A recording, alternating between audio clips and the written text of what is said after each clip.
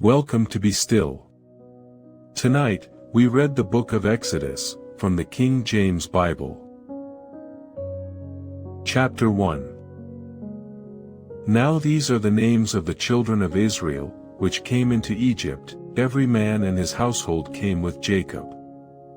Reuben, Simeon, Levi, and Judah. Issachar, Zebulun, and Benjamin. Dan, and Naphtali, Gad, and Asher. And all the souls that came out of the loins of Jacob were 70 souls, for Joseph was in Egypt already. And Joseph died, and all his brethren, and all that generation. And the children of Israel were fruitful, and increased abundantly, and multiplied, and waxed exceeding mighty, and the land was filled with them. Now there arose up a new king over Egypt, which knew not Joseph. And he said unto his people, Behold, the people of the children of Israel are more and mightier than we. Come on, let us deal wisely with them, lest they multiply, and it come to pass, that, when there falleth out any war, they join also unto our enemies, and fight against us, and so get them up out of the land. Therefore they did set over them taskmasters to afflict them with their burdens. And they built for Pharaoh treasure cities, Pithom and Ramses. But the more they afflicted them, the more they multiplied and grew. And they were grieved because of the children of Israel. And the Egyptians made the children of Israel to serve with rigor. And they made their lives bitter with hard bondage, in mortar, and in brick, and in all manner of service in the field. All their service, wherein they made them serve, was with rigor. And the king of Egypt spake to the Hebrew midwives, of which the name of the one was Shiphrah, and the name of the other Puah. And he said, When ye do the office of a midwife to the Hebrew women, and see them upon the stools, if it be a son, then ye shall kill him, but if it be a daughter, then she shall live. But the midwives feared God, and did not as the king of Egypt commanded them, but saved the men children alive. And the king of Egypt called for the midwives, and said unto them, Why have ye done this thing, and have saved the men children alive? And the midwives said unto Pharaoh, Because the Hebrew women are not as the Egyptian women, for they are lively, and are delivered ere the midwives come in unto them. Therefore God dealt well with the midwives, and the people multiplied, and waxed very mighty. And it came to pass, because the midwives feared God, that he made them houses. And Pharaoh charged all his people, saying, Every son that is born ye shall cast into the river, and every daughter ye shall save alive. Chapter 2. And there went a man of the house of Levi, and took to wife a daughter of Levi. And the woman conceived, and bare a son, and when she saw him that he was a goodly child, she hid him 3 months. And when she could not longer hide him, she took for him an ark of bulrushes, and daubed it with slime and with pitch, and put the child therein, and she laid it in the flags by the river's brink. And his sister stood afar off, to wit what would be done to him. And the daughter of Pharaoh came down to wash herself at the river, and her maidens walked along by the river's side, and when she saw the ark among the flags, she sent her maid to fetch it. And when she had opened it, she saw the child, and, behold, the babe wept. And she had compassion on him, and said, This is one of the Hebrews' children. Then said his sister to Pharaoh's daughter, Shall I go and call to thee a nurse of the Hebrew women, that she may nurse the child for thee? And Pharaoh's daughter said to her, Go. And the maid went and called the child's mother. And Pharaoh's daughter said unto her, Take this child away, and nurse it for me, and I will give thee thy wages. And the woman took the child, and nursed it.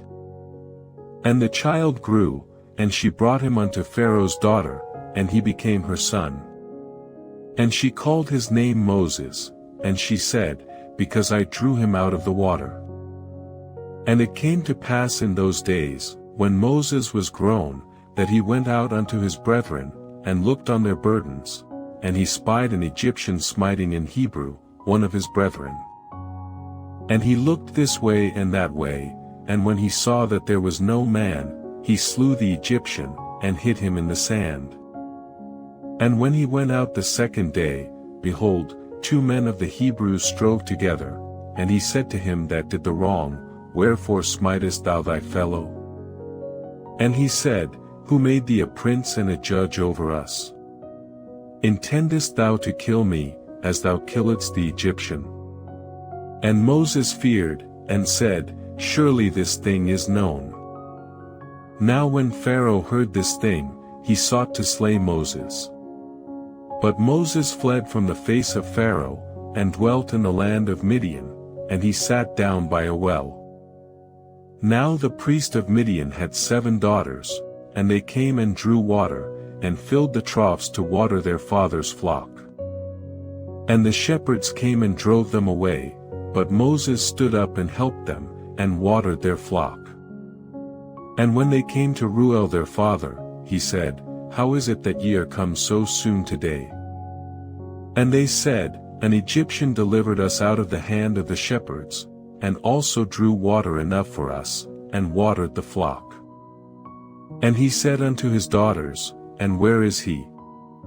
Why is it that ye have left the man? Call him, that he may eat bread. And Moses was content to dwell with the man, and he gave Moses Zipporah his daughter. And she bare him a son, and he called his name Gershom, for he said, I have been a stranger in a strange land. And it came to pass in process of time, that the king of Egypt died, and the children of Israel sighed by reason of the bondage, and they cried, and their cry came up unto God by reason of the bondage. And God heard their groaning, and God remembered his covenant with Abraham, with Isaac, and with Jacob. And God looked upon the children of Israel, and God had respect unto them. Chapter 3. Now Moses kept the flock of Jethro his father-in-law, the priest of Midian, and he led the flock to the backside of the desert, and came to the mountain of God, even to Horeb. And the angel of the Lord appeared unto him in a flame of fire out of the midst of a bush, and he looked, and, behold, the bush burned with fire, and the bush was not consumed. And Moses said, I will now turn aside, and see this great sight, why the bush is not burnt. And when the Lord saw that he turned aside to see, God called unto him out of the midst of the bush, and said, Moses, Moses. And he said, Here am I. And he said, Draw not nigh hither, put off thy shoes from off thy feet, for the place whereon thou standest is holy ground. Moreover he said, I am the God of thy father, the God of Abraham, the God of Isaac, and the God of Jacob. And Moses hid his face, for he was afraid to look upon God. And the Lord said, I have surely seen the affliction of my people which are in Egypt, and have heard their cry by reason of their taskmasters, for I know their sorrows. And I am come down to deliver them out of the hand of the Egyptians, and to bring them up out of that land unto a good land and a large, unto a land flowing with milk and honey, unto the place of the Canaanites, and the Hittites, and the Amorites, and the Perizzites, and the Hivites, and the Jebusites. Now therefore, behold, the cry of the children of Israel is come unto me, and I have also seen the oppression wherewith the Egyptians oppress them. Come now therefore, and I will send thee unto Pharaoh, that thou mayest bring forth my people the children of Israel out of Egypt. And Moses said unto God, Who am I, that I should go unto Pharaoh, and that I should bring forth the children of Israel out of Egypt? And he said, Certainly I will be with thee, and this shall be a token unto thee, that I have sent thee, when thou hast brought forth the people out of Egypt, ye shall serve God upon this mountain.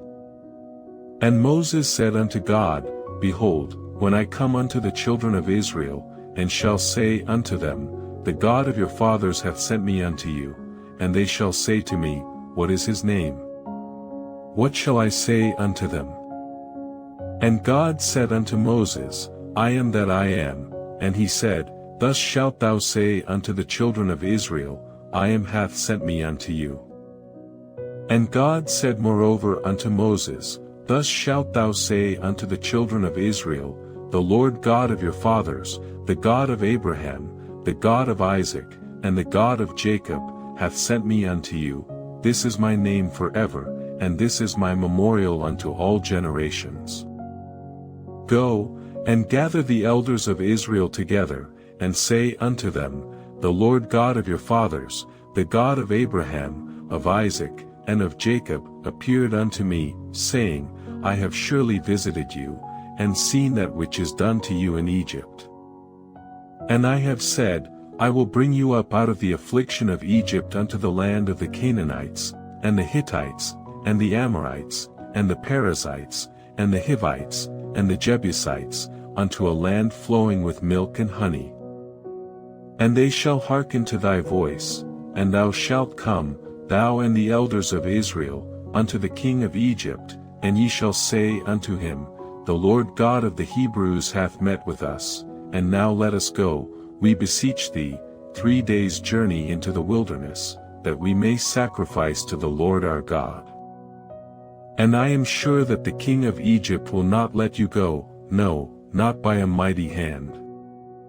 And I will stretch out my hand, and smite Egypt with all my wonders which I will do in the midst thereof, and after that he will let you go. And I will give this people favor in the sight of the Egyptians, and it shall come to pass, that, when ye go, ye shall not go empty. But every woman shall borrow of her neighbor, and of her that sojourneth in her house, jewels of silver, and jewels of gold, and raiment, and ye shall put them upon your sons, and upon your daughters, and ye shall spoil the Egyptians. Chapter 4. And Moses answered and said, But, behold, they will not believe me, nor hearken unto my voice, for they will say, The Lord hath not appeared unto thee. And the Lord said unto him, What is that in thine hand? And he said, A rod. And he said, Cast it on the ground. And he cast it on the ground, and it became a serpent, and Moses fled from before it. And the Lord said unto Moses, Put forth thine hand, and take it by the tail. And he put forth his hand, and caught it, and it became a rod in his hand.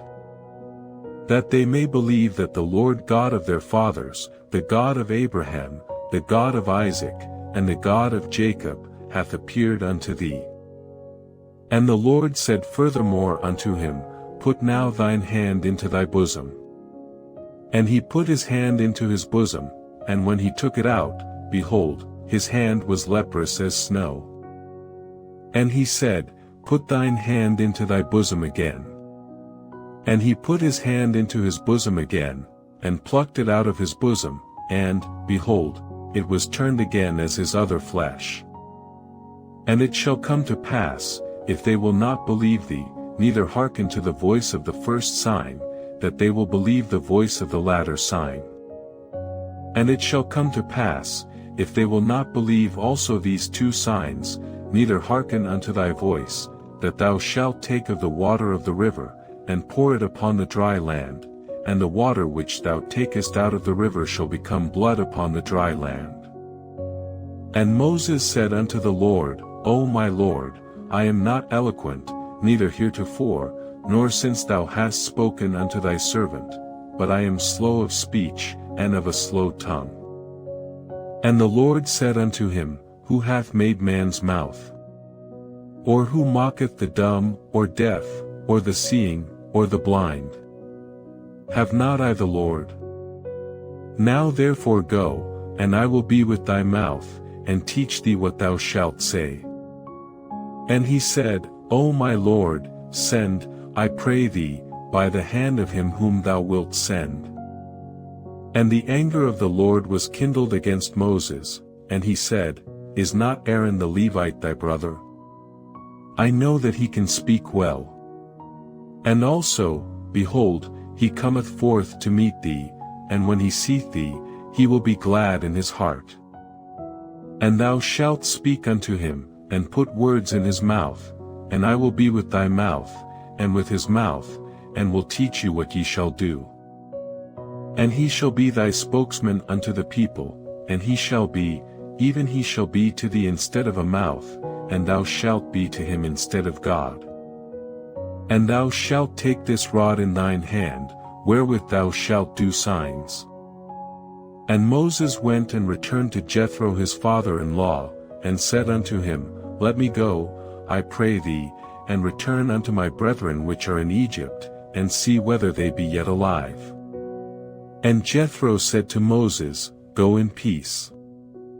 And the Lord said unto Moses in Midian, Go, return into Egypt, for all the men are dead which sought thy life. And Moses took his wife and his sons, and set them upon an ass, and he returned to the land of Egypt, and Moses took the rod of God in his hand.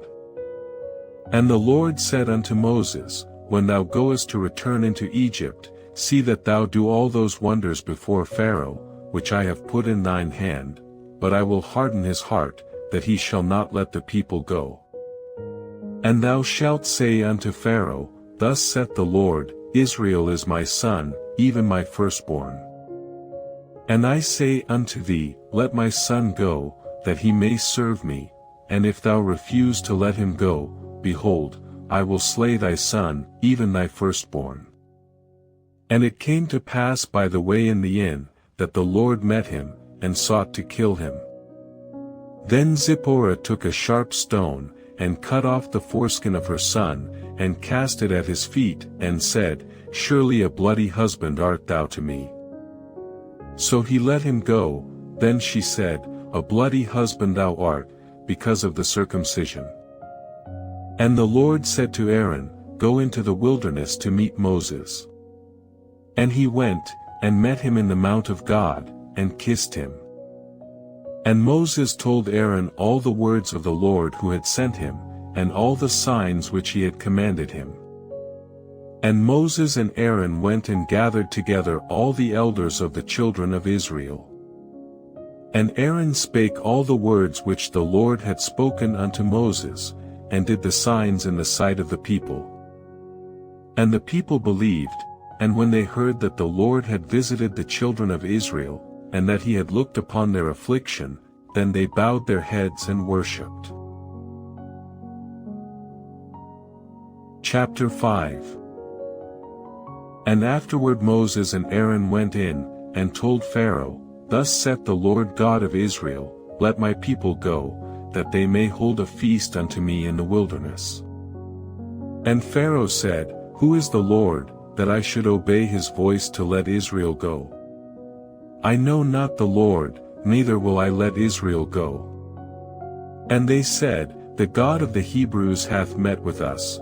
Let us go, we pray thee, 3 days' journey into the desert, and sacrifice unto the Lord our God, lest he fall upon us with pestilence, or with the sword. And the king of Egypt said unto them, Wherefore do ye, Moses and Aaron, let the people from their works? Get you unto your burdens.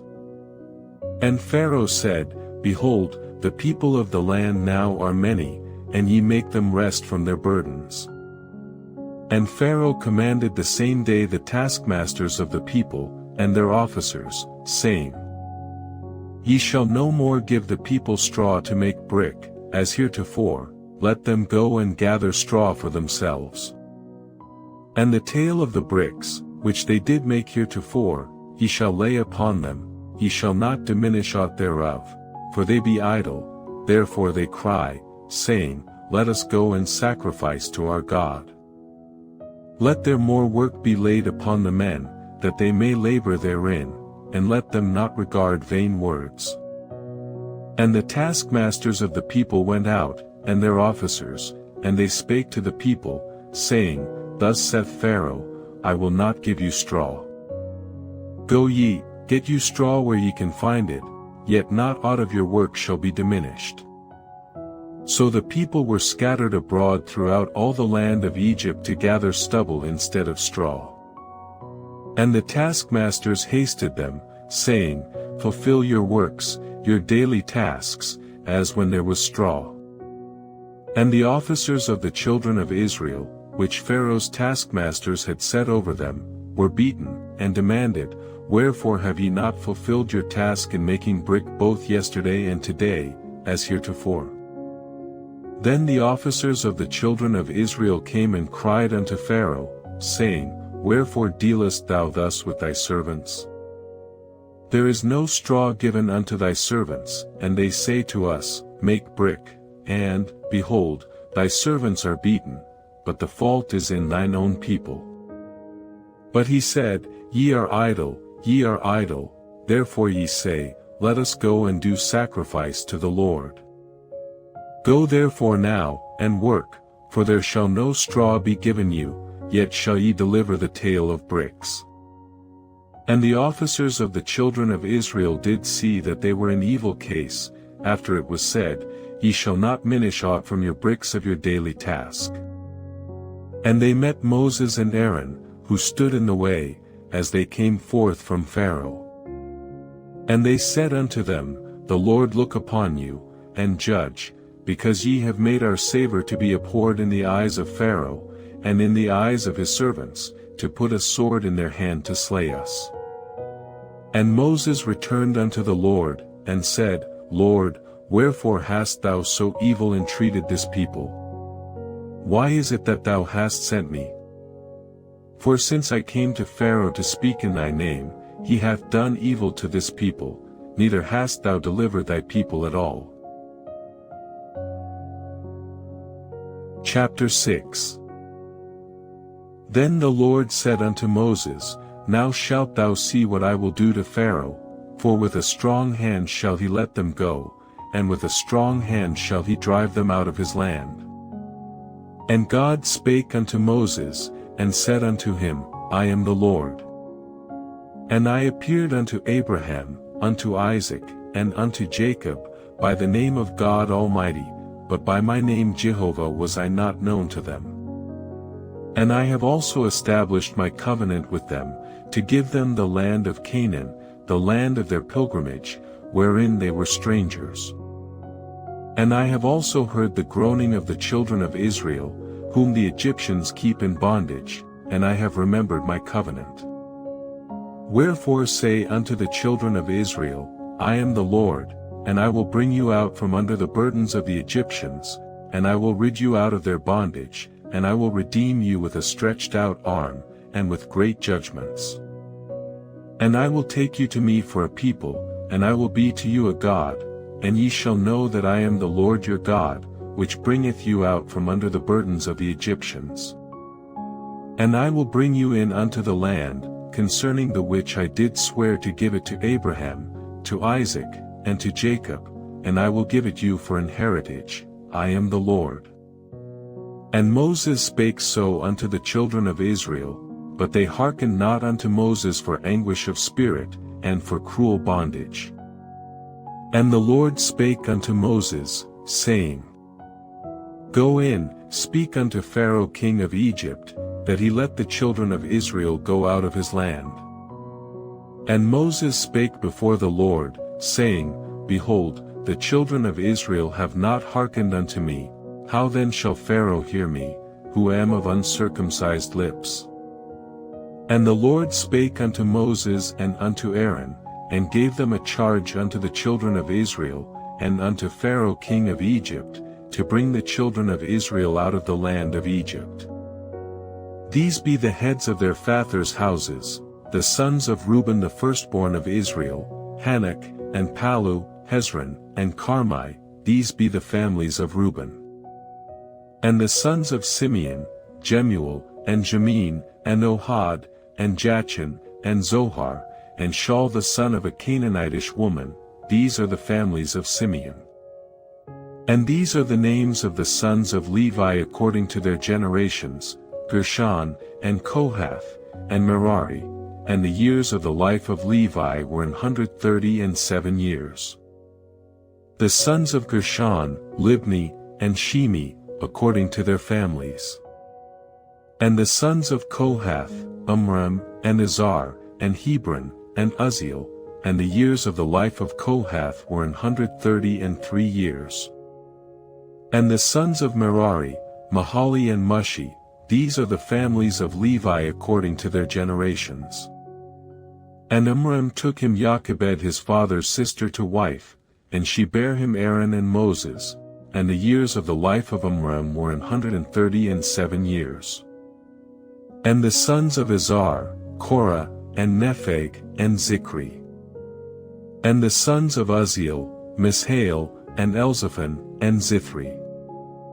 And Aaron took him Elisheba, daughter of Amminadab, sister of Nahshon, to wife, and she bare him Nadab, and Abihu, Eleazar, and Ithamar. And the sons of Korah, Asur, and Elkanah, and Abiasaph, these are the families of the Korites. And Eleazar Aaron's son took him one of the daughters of Putiel to wife, and she bare him Phinehas.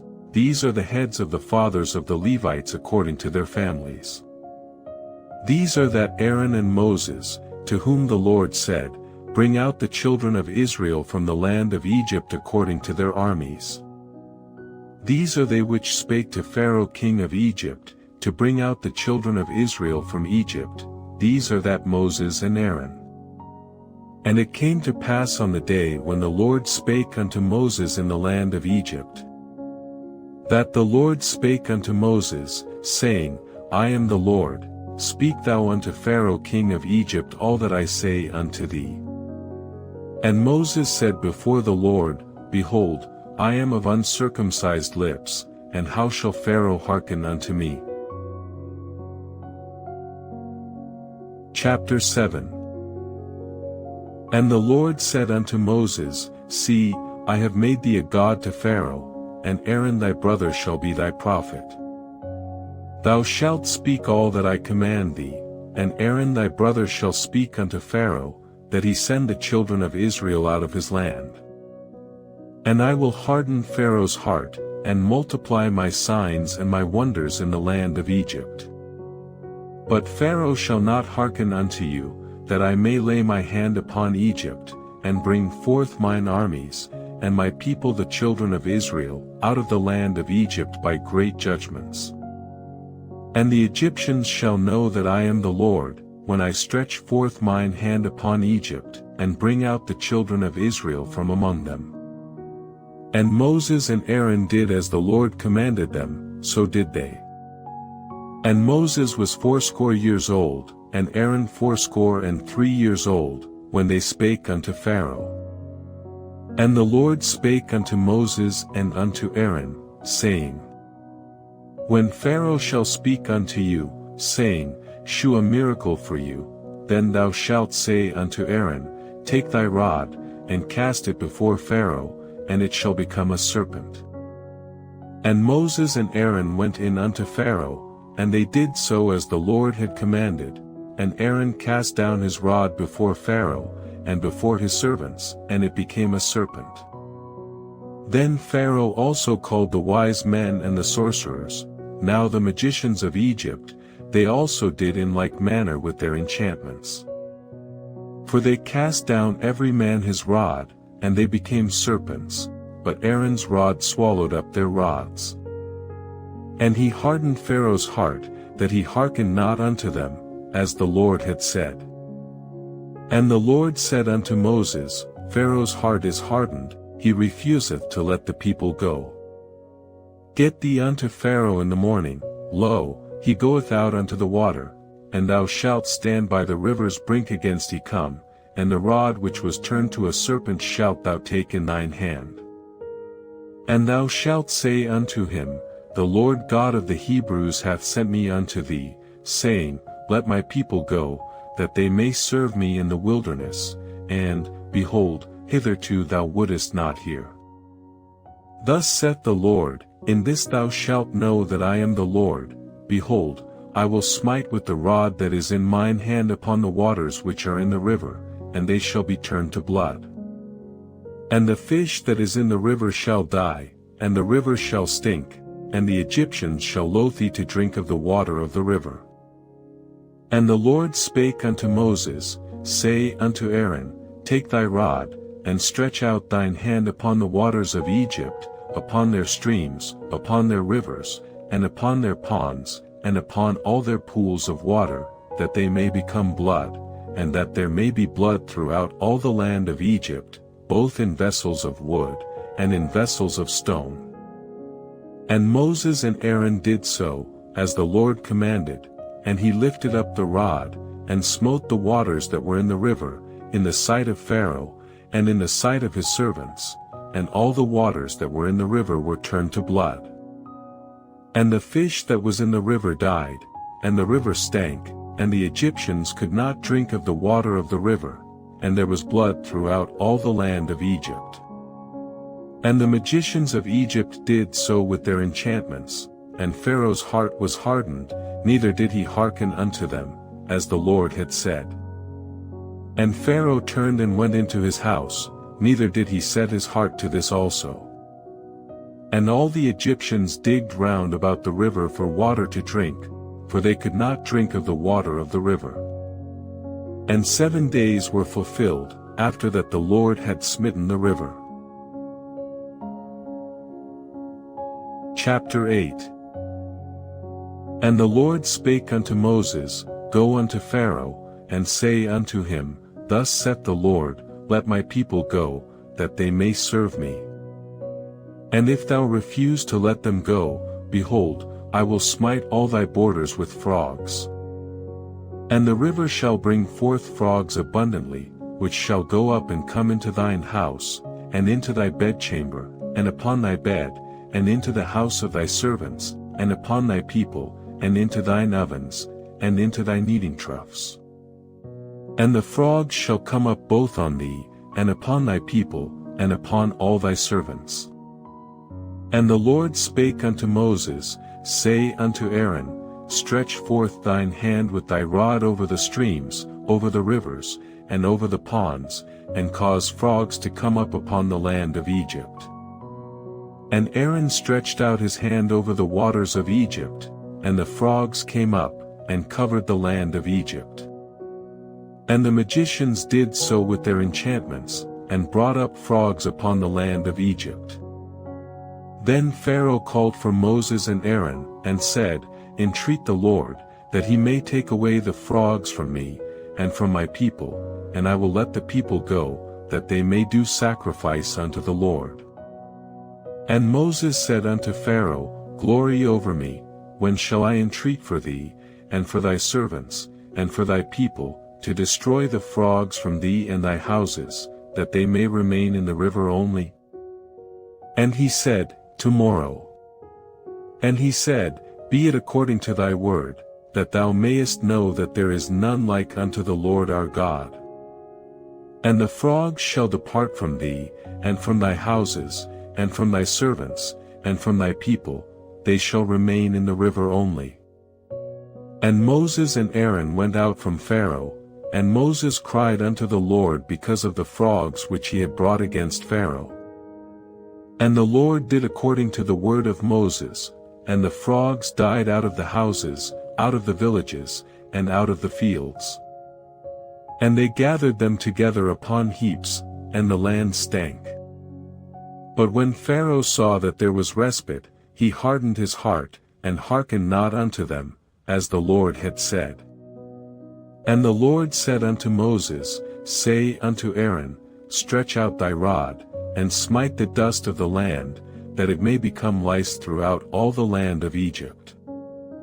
And they did so, for Aaron stretched out his hand with his rod, and smote the dust of the earth, and it became lice in man, and in beast, all the dust of the land became lice throughout all the land of Egypt. And the magicians did so with their enchantments to bring forth lice, but they could not, so there were lice upon man, and upon beast. Then the magicians said unto Pharaoh, This is the finger of God. And Pharaoh's heart was hardened, and he hearkened not unto them, as the Lord had said.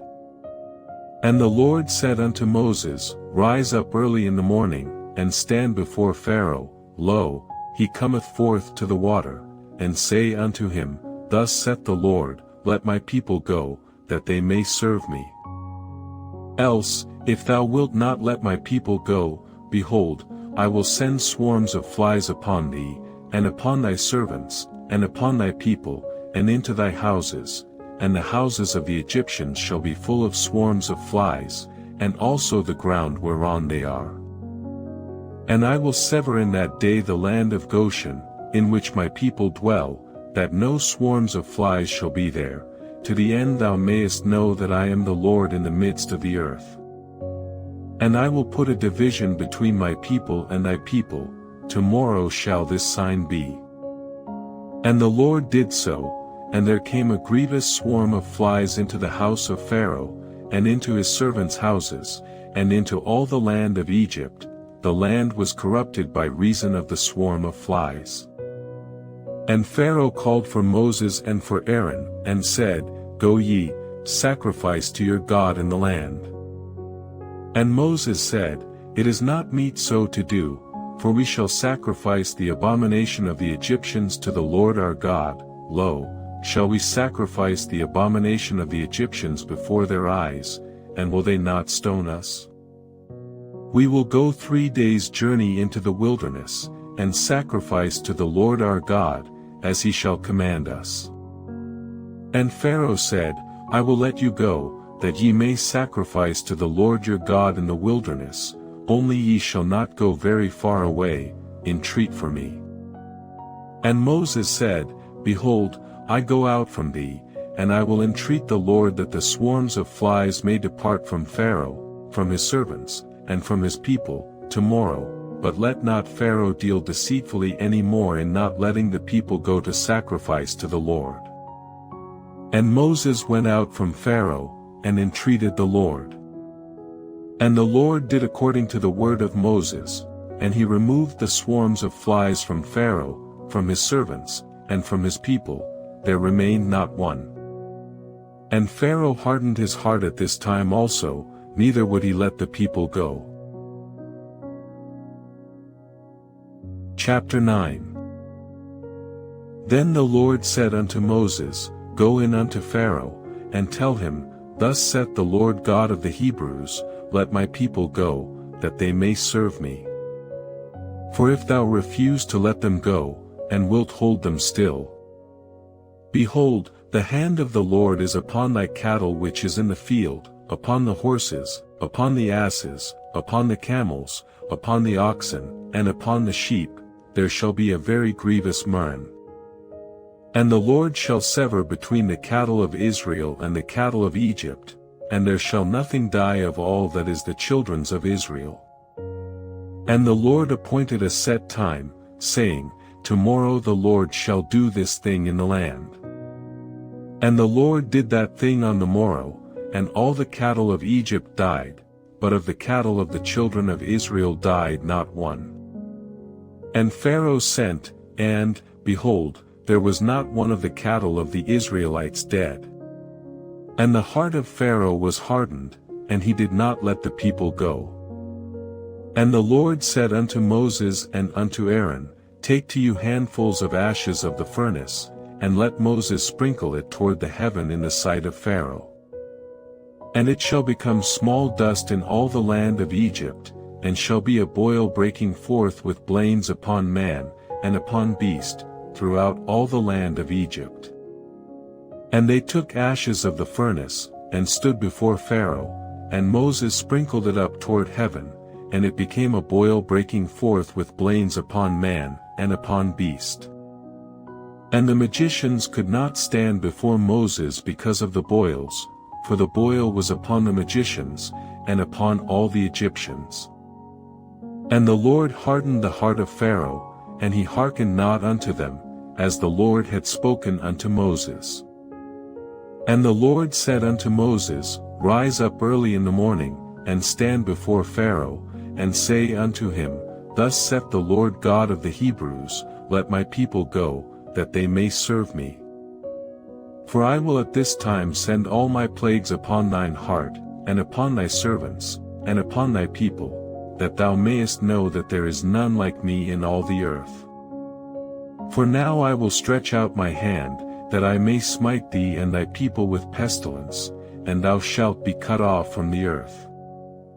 And in very deed for this cause have I raised thee up, for to shew in thee my power, and that my name may be declared throughout all the earth. As yet exaltest thou thyself against my people, that thou wilt not let them go.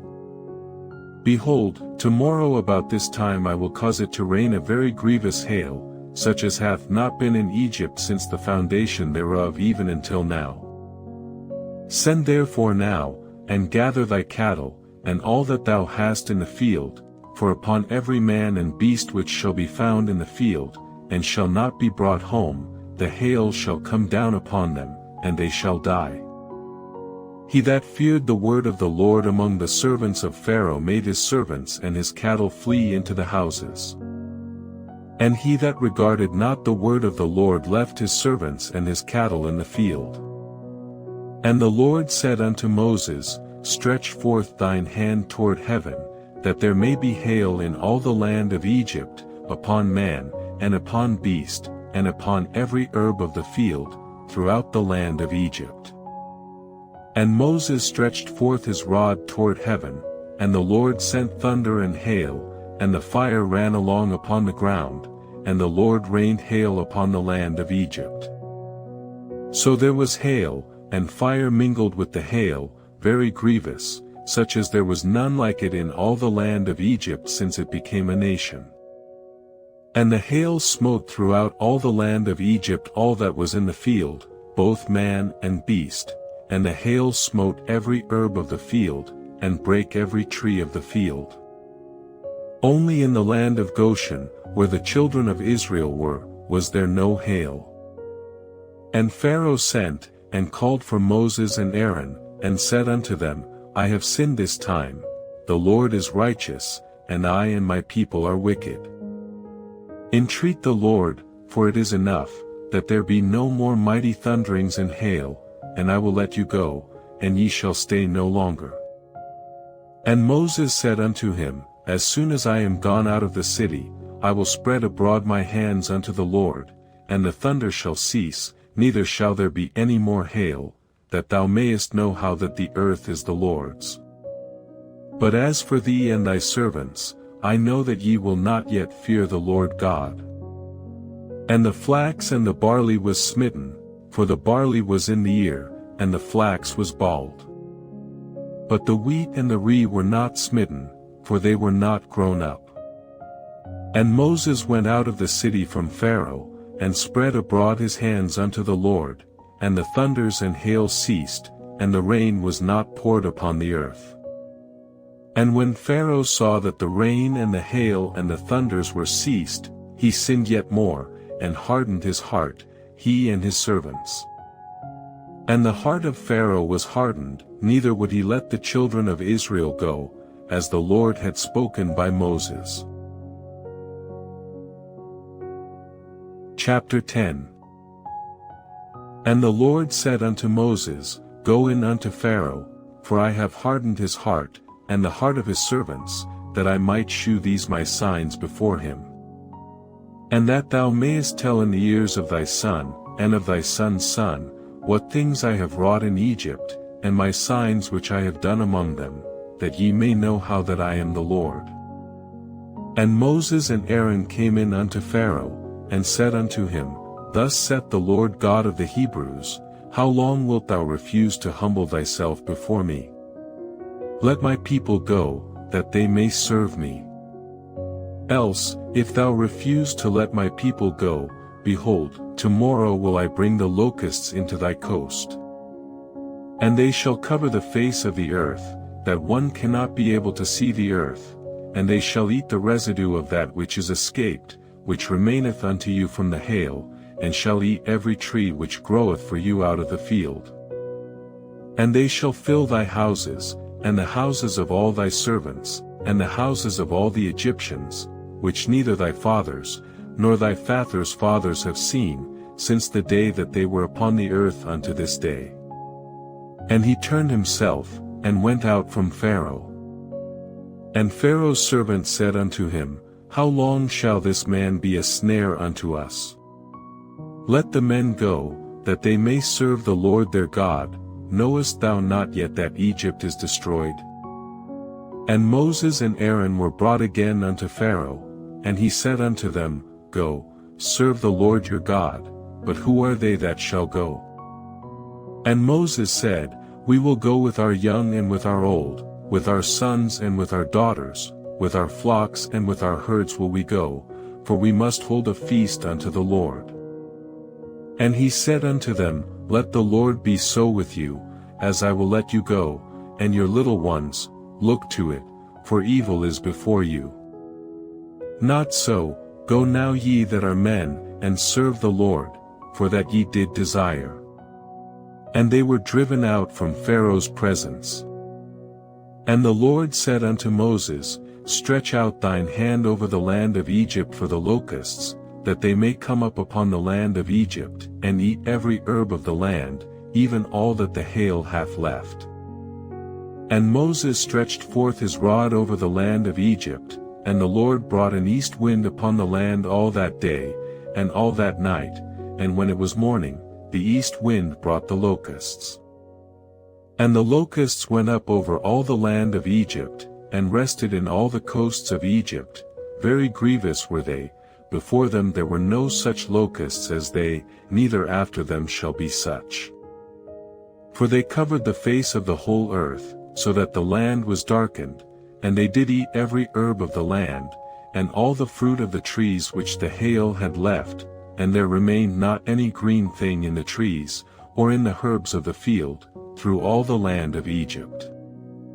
Then Pharaoh called for Moses and Aaron in haste, and he said, I have sinned against the Lord your God, and against you. Now therefore forgive, I pray thee, my sin only this once, and entreat the Lord your God, that he may take away from me this death only. And he went out from Pharaoh, and entreated the Lord. And the Lord turned a mighty strong west wind, which took away the locusts, and cast them into the Red Sea. There remained not one locust in all the coasts of Egypt.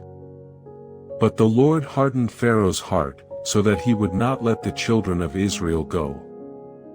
And the Lord said unto Moses, Stretch out thine hand toward heaven, that there may be darkness over the land of Egypt, even darkness which may be felt.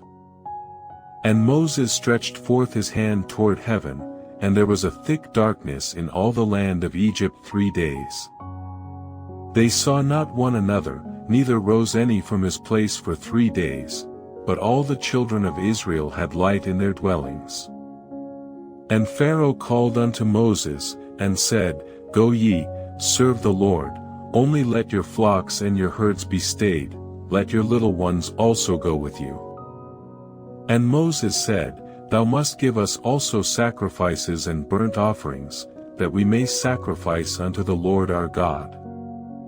Our cattle also shall go with us, there shall not an hoof be left behind, for thereof must we take to serve the Lord our God, and we know not with what we must serve the Lord, until we come thither. But the Lord hardened Pharaoh's heart, and he would not let them go. And Pharaoh said unto him, Get thee from me, take heed to thyself, see my face no more, for in that day thou sayest my face thou shalt die. And Moses said, Thou hast spoken well, I will see thy face again no more. Chapter 11. And the Lord said unto Moses, Yet will I bring one plague more upon Pharaoh, and upon Egypt, afterwards he will let you go hence. When he shall let you go, he shall surely thrust you out hence altogether. Speak now in the ears of the people, and let every man borrow of his neighbor, and every woman of her neighbor, jewels of silver, and jewels of gold. And the Lord gave the people favor in the sight of the Egyptians. Moreover the man Moses was very great in the land of Egypt, in the sight of Pharaoh's servants, and in the sight of the people. And Moses said, Thus saith the Lord, About midnight will I go out into the midst of Egypt. And all the firstborn in the land of Egypt shall die, from the firstborn of Pharaoh that sitteth upon his throne, even unto the firstborn of the maidservant that is behind the mill, and all the firstborn of beasts. And there shall be a great cry throughout all the land of Egypt, such as there was none like it, nor shall be like it any more. But against any of the children of Israel shall not a dog move his tongue, against man or beast, that ye may know how that the Lord doth put a difference between the Egyptians and Israel. And all these thy servants shall come down unto me, and bow down themselves unto me, saying, Get thee out, and all the people that follow thee, and after that I will go out. And he went out from Pharaoh in a great anger. And the Lord said unto Moses, Pharaoh shall not hearken unto you, that my wonders may be multiplied in the land of Egypt. And Moses and Aaron did all these wonders before Pharaoh, and the Lord hardened Pharaoh's heart, so that he would not let the children of Israel go out of his land. Chapter 12. And the Lord spake unto Moses and Aaron in the land of Egypt, saying, This month shall be unto you the beginning of months, it shall be the first month of the year to you. Speak ye unto all the congregation of Israel, saying, In the 10th day of this month they shall take to them every man a lamb, according to the house of their fathers, a lamb for an house. And if the household be too little for the lamb, let him and his neighbor next unto his house take it according to the number of the souls, every man according to his eating shall make your count for the lamb. Your lamb shall be without blemish, a male of the first year, ye shall take it out from the sheep, or from the goats. And ye shall keep it up until the 14th day of the same month, and the whole assembly of the congregation of Israel shall kill it in the evening. And they shall take of the blood, and strike it on the 2 side posts and on the upper door post of the houses, wherein they shall eat it. And they shall eat the flesh in that night, roast with fire, and unleavened bread, and with bitter herbs they shall eat it. Eat not of it raw, nor sodden at all with water, but roast with fire, his head with his legs, and with the purtenance thereof. And ye shall let nothing of it remain until the morning, and that which remaineth of it until the morning ye shall burn with fire. And thus shall ye eat it, with your loins girded, your shoes on your feet, and your staff in your hand, and ye shall eat it in haste, it is the Lord's Passover. For I will pass through the land of Egypt this night, and will smite all the firstborn in the land of Egypt, both man and beast, and against all the gods of Egypt I will execute judgment, I am the Lord. And the blood shall be to you for a token upon the houses where ye are, and when I see the blood, I will pass over you, and the plague shall not be upon you to destroy you, when I smite the land of Egypt. And this day shall be unto you for a memorial, and ye shall keep it a feast to the Lord throughout your generations, ye shall keep it a feast by an ordinance forever. 7 days shall ye eat unleavened bread, even the first day ye shall put away leaven out of your houses, for whosoever eateth leavened bread from the first day until the 7th day, that soul shall be cut off from Israel. And in the first day there shall be an holy convocation, and in the 7th day there shall be an holy convocation to you, no manner of work shall be done in them, save that which every man must eat, that only may be done of you. And ye shall observe the feast of unleavened bread, for in this selfsame day have I brought your armies out of the land of Egypt, therefore shall ye observe this day in your generations by an ordinance forever. In the 1st month, on the 14th day of the month at even, ye shall eat unleavened bread, until the 21st day of the month at even. 7 days shall there be no leaven found in your houses, for whosoever eateth that which is leavened, even that soul shall be cut off from the congregation of Israel, whether he be a stranger, or born in the land. Ye shall eat nothing leavened, in all your habitations shall ye eat unleavened bread. Then Moses called for all the elders of Israel, and said unto them, Draw out and take you a lamb according to your families, and kill the Passover. And ye shall take a bunch of hyssop, and dip it in the blood that is in the basin, and strike the lintel and the 2 side posts with the blood that is in the basin, and none of you shall go out at the door of his house until the morning. For the Lord will pass through to smite the Egyptians, and when he seeth the blood upon the lintel, and on the 2 side posts, the Lord will pass over the door, and will not suffer the destroyer to come in unto your houses to smite you. And ye shall observe this thing for an ordinance to thee and to thy sons forever. And it shall come to pass, when ye be come to the land which the Lord will give you, according as he hath promised, that ye shall keep this service. And it shall come to pass, when your children shall say unto you, What mean ye by this service? That ye shall say, It is the sacrifice of the Lord's Passover, who passed over the houses of the children of Israel in Egypt, when he smote the Egyptians, and delivered our houses. And the people bowed the head and worshipped. And the children of Israel went away, and did as the Lord had commanded Moses and Aaron, so did they. And it came to pass, that at midnight the Lord smote all the firstborn in the land of Egypt, from the firstborn of Pharaoh that sat on his throne unto the firstborn of the captive that was in the dungeon, and all the firstborn of cattle. And Pharaoh rose up in the night, he, and all his servants, and all the Egyptians, and there was a great cry in Egypt, for there was not a house where there was not one dead. And he called for Moses and Aaron by night, and said, Rise up, and get you forth from among my people, both ye and the children of Israel, and go, serve the Lord, as ye have said. Also take your flocks and your herds, as ye have said, and be gone, and bless me also. And the Egyptians were urgent upon the people, that they might send them out of the land in haste, for they said, We be all dead men. And the people took their dough before it was leavened, their kneading troughs being bound up in their clothes upon their shoulders. And the children of Israel did according to the word of Moses, and they borrowed of the Egyptians jewels of silver, and jewels of gold, and raiment.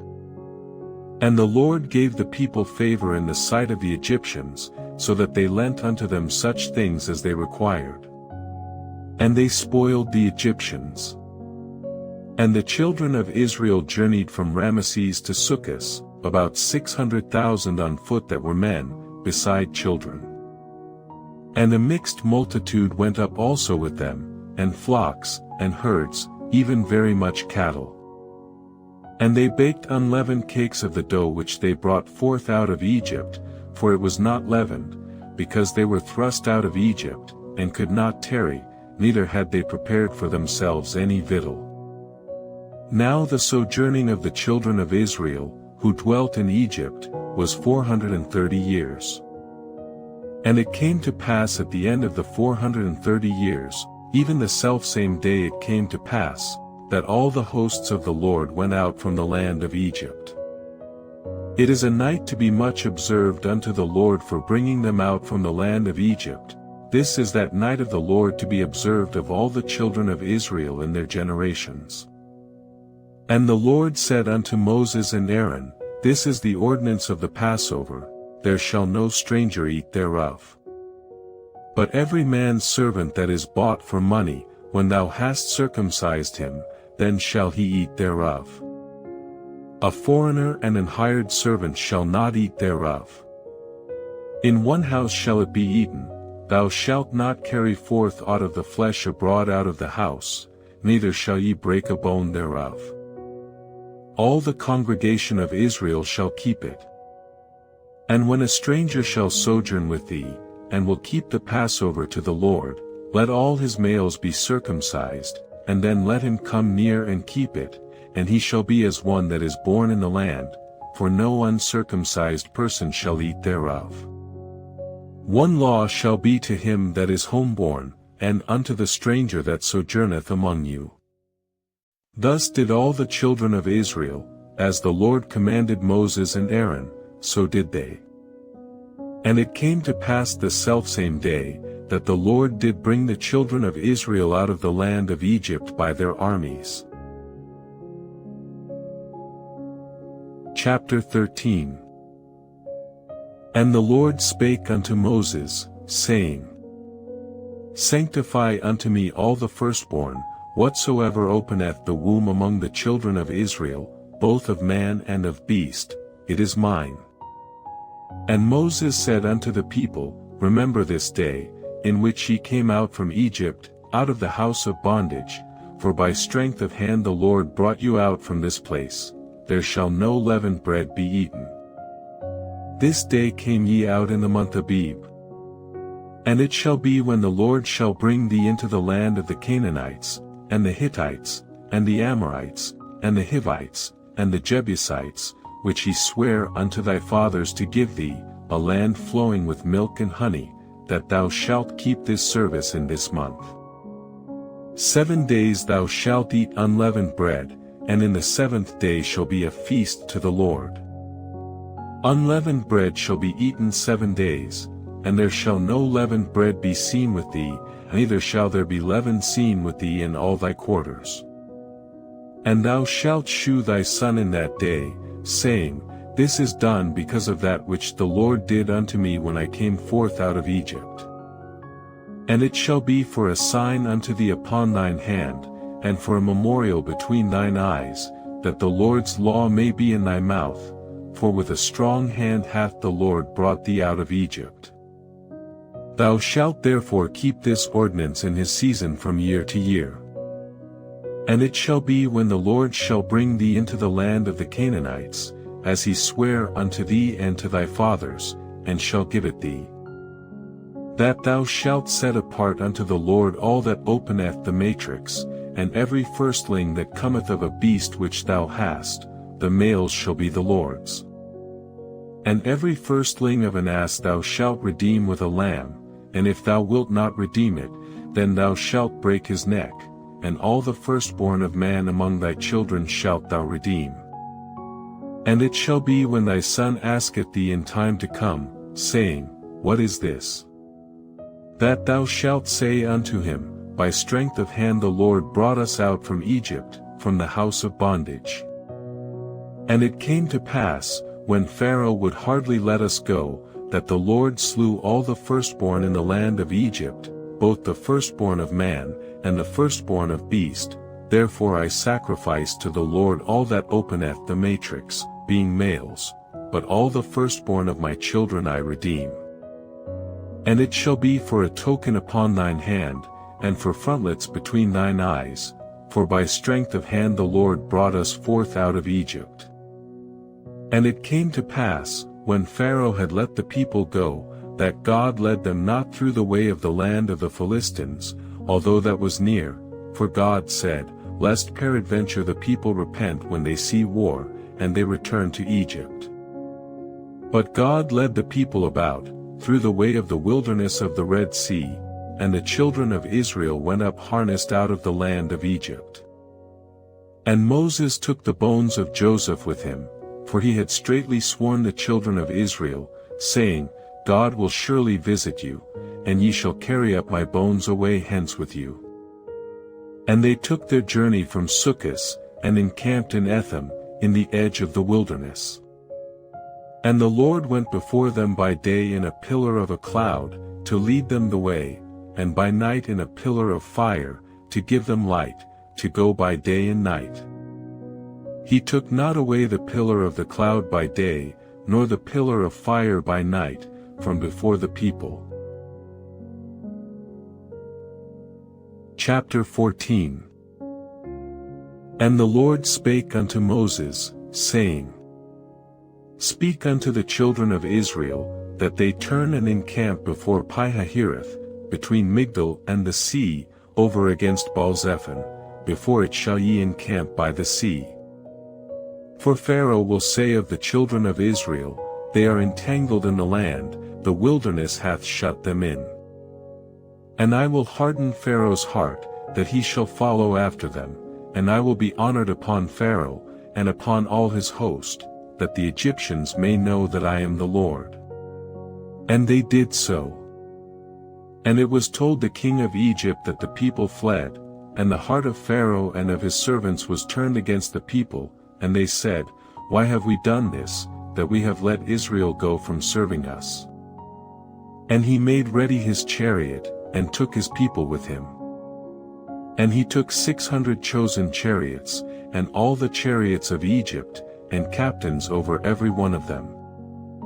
And the Lord hardened the heart of Pharaoh king of Egypt, and he pursued after the children of Israel, and the children of Israel went out with an high hand. But the Egyptians pursued after them all the horses and chariots of Pharaoh, and his horsemen, and his army, and overtook them encamping by the sea, beside Pi-hahiroth, before Baal-zephon. And when Pharaoh drew nigh, the children of Israel lifted up their eyes, and, behold, the Egyptians marched after them, and they were sore afraid, and the children of Israel cried out unto the Lord. And they said unto Moses, Because there were no graves in Egypt, hast thou taken us away to die in the wilderness? Wherefore hast thou dealt thus with us, to carry us forth out of Egypt? Is not this the word that we did tell thee in Egypt, saying, Let us alone, that we may serve the Egyptians? For it had been better for us to serve the Egyptians, than that we should die in the wilderness. And Moses said unto the people, Fear ye not, stand still, and see the salvation of the Lord, which he will shew to you today, for the Egyptians whom ye have seen today, ye shall see them again no more forever. The Lord shall fight for you, and ye shall hold your peace. And the Lord said unto Moses, Wherefore criest thou unto me? Speak unto the children of Israel, that they go forward. But lift thou up thy rod, and stretch out thine hand over the sea, and divide it, and the children of Israel shall go on dry ground through the midst of the sea. And I, behold, I will harden the hearts of the Egyptians, and they shall follow them, and I will get me honor upon Pharaoh, and upon all his host, upon his chariots, and upon his horsemen. And the Egyptians shall know that I am the Lord, when I have gotten me honor upon Pharaoh, upon his chariots, and upon his horsemen. And the angel of God, which went before the camp of Israel, removed and went behind them, and the pillar of the cloud went from before their face, and stood behind them. And it came between the camp of the Egyptians and the camp of Israel, and it was a cloud and darkness to them, but it gave light by night to these, so that the one came not near the other all the night. And Moses stretched out his hand over the sea, and the Lord caused the sea to go back by a strong east wind all that night, and made the sea dry land, and the waters were divided.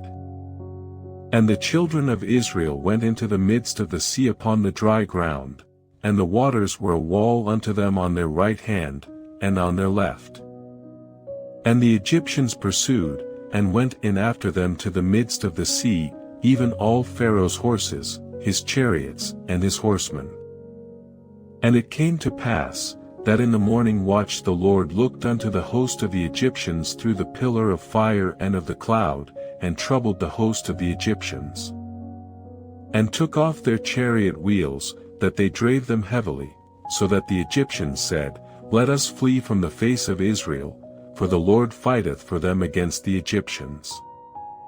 And the Lord said unto Moses, Stretch out thine hand over the sea, that the waters may come again upon the Egyptians, upon their chariots, and upon their horsemen. And Moses stretched forth his hand over the sea, and the sea returned to his strength when the morning appeared, and the Egyptians fled against it, and the Lord overthrew the Egyptians in the midst of the sea. And the waters returned, and covered the chariots, and the horsemen, and all the host of Pharaoh that came into the sea after them, there remained not so much as one of them. But the children of Israel walked upon dry land in the midst of the sea, and the waters were a wall unto them on their right hand, and on their left. Thus the Lord saved Israel that day out of the hand of the Egyptians, and Israel saw the Egyptians dead upon the sea shore.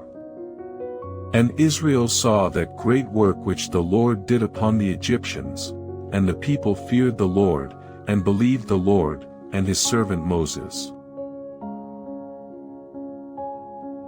Chapter 15. Then sang Moses and the children of Israel this song unto the Lord, and spake, saying, I will sing unto the Lord, for he hath triumphed gloriously, the horse and his rider hath he thrown into the sea. The Lord is my strength and song, and he is become my salvation. He is my God, and I will prepare him an habitation, my father's God, and I will exalt him. The Lord is a man of war, the Lord is his name. Pharaoh's chariots and his host hath he cast into the sea, his chosen captains also are drowned in the Red Sea. The depths have covered them, they sank into the bottom as a stone. Thy right hand, O Lord, is become glorious in power, thy right hand, O Lord, hath dashed in pieces the enemy. And in the greatness of thine excellency thou hast overthrown them that rose up against thee, thou sentest forth thy wrath, which consumed them as stubble. And with the blast of thy nostrils the waters were gathered together, the flood stood upright as an heap, and the depths were congealed in the heart of the sea. The enemy said, I will pursue, I will overtake, I will divide the spoil, my lust shall be satisfied upon them, I will draw my sword, my hand shall destroy them. Thou didst blow with thy wind, the sea covered them, they sank as lead in the mighty waters. Who is like unto thee, O Lord, among the gods? Who is like thee, glorious in holiness, fearful in praises, doing wonders? Thou stretchedst out thy right hand, the earth swallowed them. Thou in thy mercy hast led forth the people which thou hast redeemed, thou hast guided them in thy strength unto thy holy habitation. The people shall hear, and be afraid, sorrow shall take hold on the inhabitants of Palestina. Then the dukes of Edom shall be amazed, the mighty men of Moab, trembling shall take hold upon them, all the inhabitants of Canaan shall melt away. Fear and dread shall fall upon them, by the greatness of thine arm they shall be as still as a stone, till thy people pass over, O Lord, till the people pass over, which thou hast purchased. Thou shalt bring them in, and plant them in the mountain of thine inheritance, in the place, O Lord, which thou hast made for thee to dwell in the sanctuary, O Lord, which thy hands have established. The Lord shall reign for ever and ever. For the horse of Pharaoh went in with his chariots and with his horsemen into the sea, and the Lord brought again the waters of the sea upon them, but the children of Israel went on dry land in the midst of the sea. And Miriam the prophetess, the sister of Aaron, took a timbrel in her hand, and all the women went out after her with timbrels and with dances. And Miriam answered them, Sing ye to the Lord, for he hath triumphed gloriously, the horse and his rider hath he thrown into the sea. So Moses brought Israel from the Red Sea, and they went out into the wilderness of Shur, and they went 3 days in the wilderness, and found no water. And when they came to Marah, they could not drink of the waters of Marah, for they were bitter, therefore the name of it was called Marah. And the people murmured against Moses, saying, What shall we drink? And he cried unto the Lord, and the Lord shewed him a tree, which when he had cast into the waters were made sweet, there he made for them a statute and an ordinance, and there he proved them. And said, If thou wilt diligently hearken to the voice of the Lord thy God, and wilt do that which is right in his sight, and wilt give ear to his commandments, and keep all his statutes, I will put none of these diseases upon thee, which I have brought upon the Egyptians, for I am the Lord that healeth thee. And they came to Elim, where were 12 wells of water, and 70 palm trees, and they encamped there by the waters. Chapter 16. And they took their journey from Elim, and all the congregation of the children of Israel came unto the wilderness of Sin, which is between Elim and Sinai, on the 15th day of the 2nd month after their departing out of the land of Egypt. And the whole congregation of the children of Israel murmured against Moses and Aaron in the wilderness. And the children of Israel said unto them, Would to God we had died by the hand of the Lord in the land of Egypt, when we sat by the flesh pots, and when we did eat bread to the full, for ye have brought us forth into this wilderness, to kill this whole assembly with hunger. Then said the Lord unto Moses, Behold, I will rain bread from heaven for you, and the people shall go out and gather a certain rate every day, that I may prove them, whether they will walk in my law, or no. And it shall come to pass, that on the 6th day they shall prepare that which they bring in, and it shall be twice as much as they gather daily. And Moses and Aaron said unto all the children of Israel, At even, then ye shall know that the Lord hath brought you out from the land of Egypt. And in the morning, then ye shall see the glory of the Lord, for that he heareth your murmurings against the Lord, and what are we, that ye murmur against us? And Moses said, This shall be, when the Lord shall give you in the evening flesh to eat, and in the morning bread to the full, for that the Lord heareth your murmurings which ye murmur against him, and what are we? Your murmurings are not against us, but against the Lord. And Moses spake unto Aaron, Say unto all the congregation of the children of Israel, Come near before the Lord, for he hath heard your murmurings.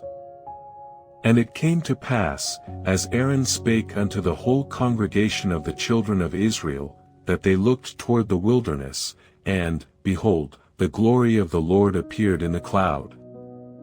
And the Lord spake unto Moses, saying, I have heard the murmurings of the children of Israel, speak unto them, saying, At even ye shall eat flesh, and in the morning ye shall be filled with bread, and ye shall know that I am the Lord your God.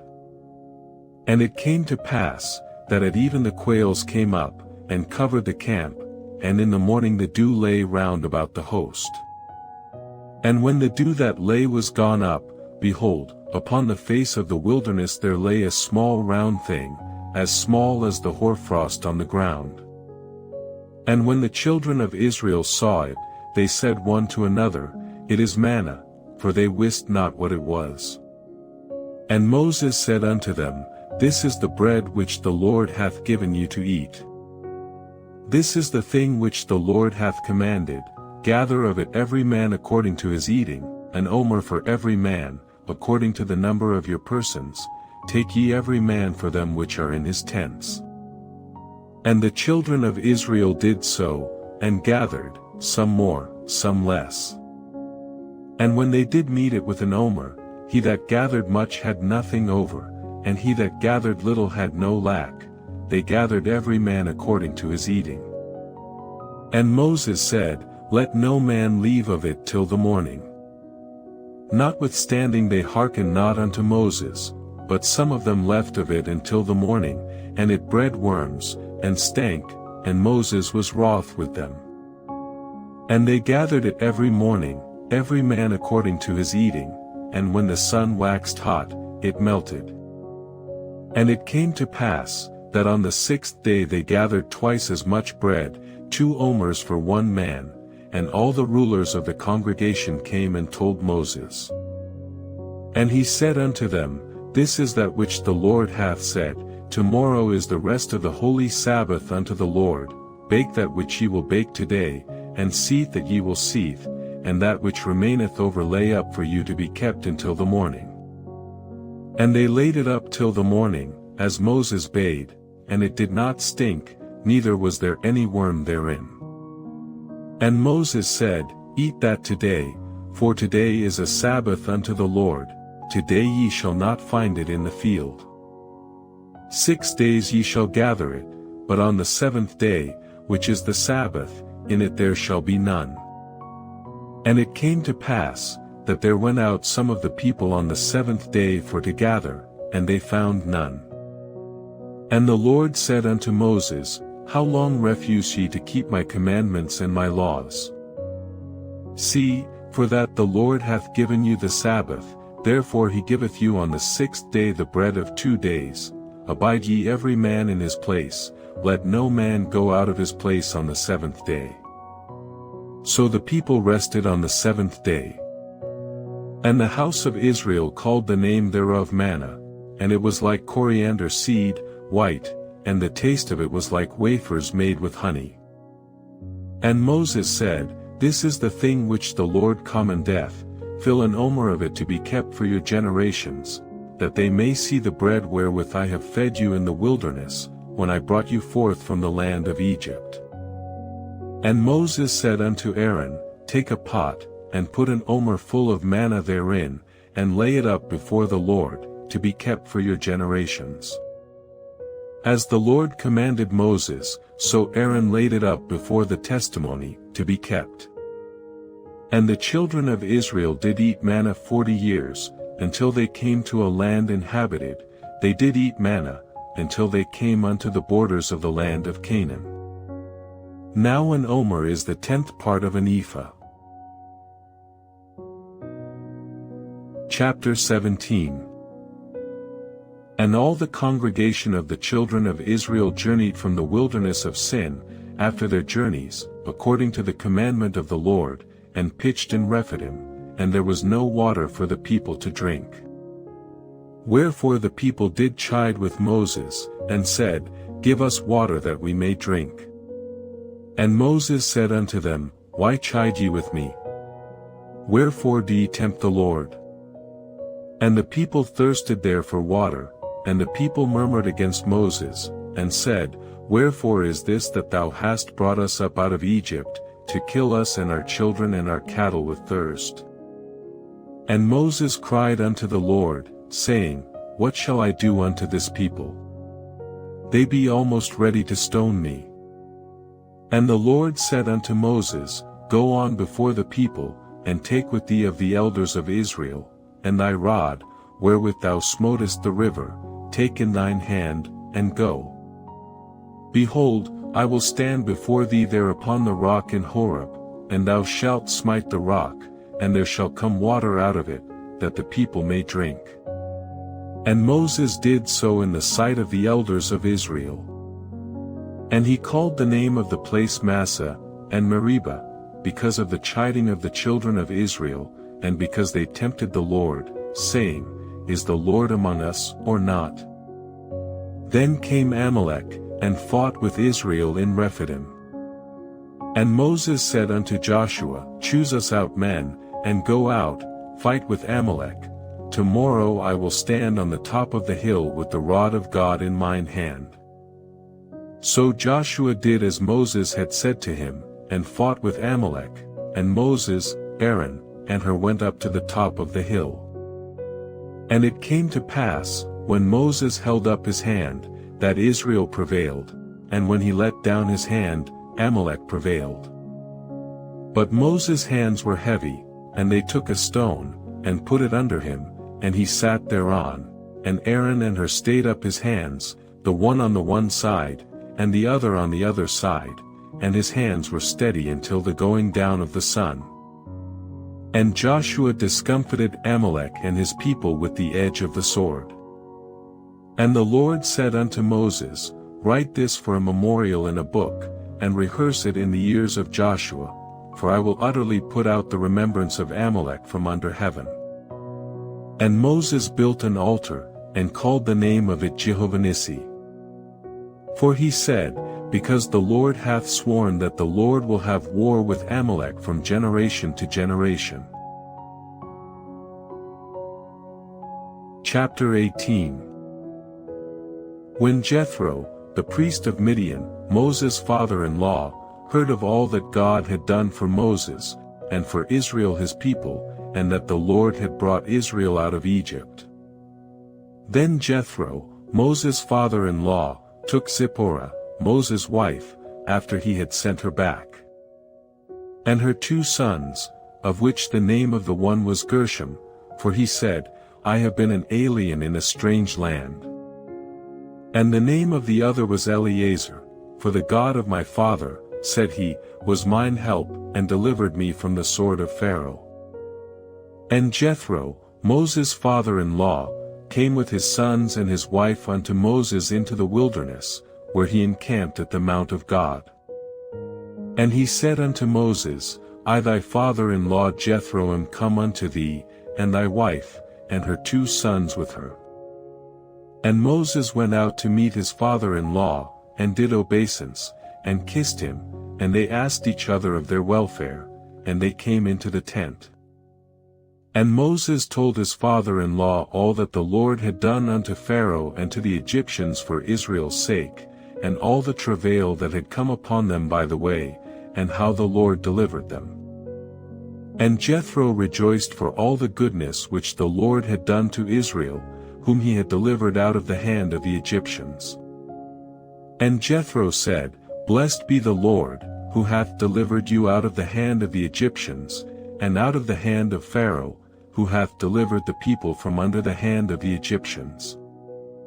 Now I know that the Lord is greater than all gods, for in the thing wherein they dealt proudly he was above them.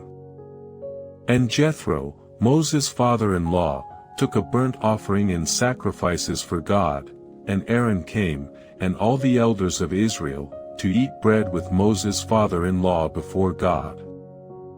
And it came to pass on the morrow, that Moses sat to judge the people, and the people stood by Moses from the morning unto the evening. And when Moses' father-in-law saw all that he did to the people, he said, What is this thing that thou doest to the people? Why sittest thou thyself alone, and all the people stand by thee from morning unto even? And Moses said unto his father-in-law, Because the people come unto me to inquire of God. When they have a matter, they come unto me, and I judge between one and another, and I do make them know the statutes of God, and his laws. And Moses' father-in-law said unto him, The thing that thou doest is not good. Thou wilt surely wear away, both thou, and this people that is with thee, for this thing is too heavy for thee, thou art not able to perform it thyself alone.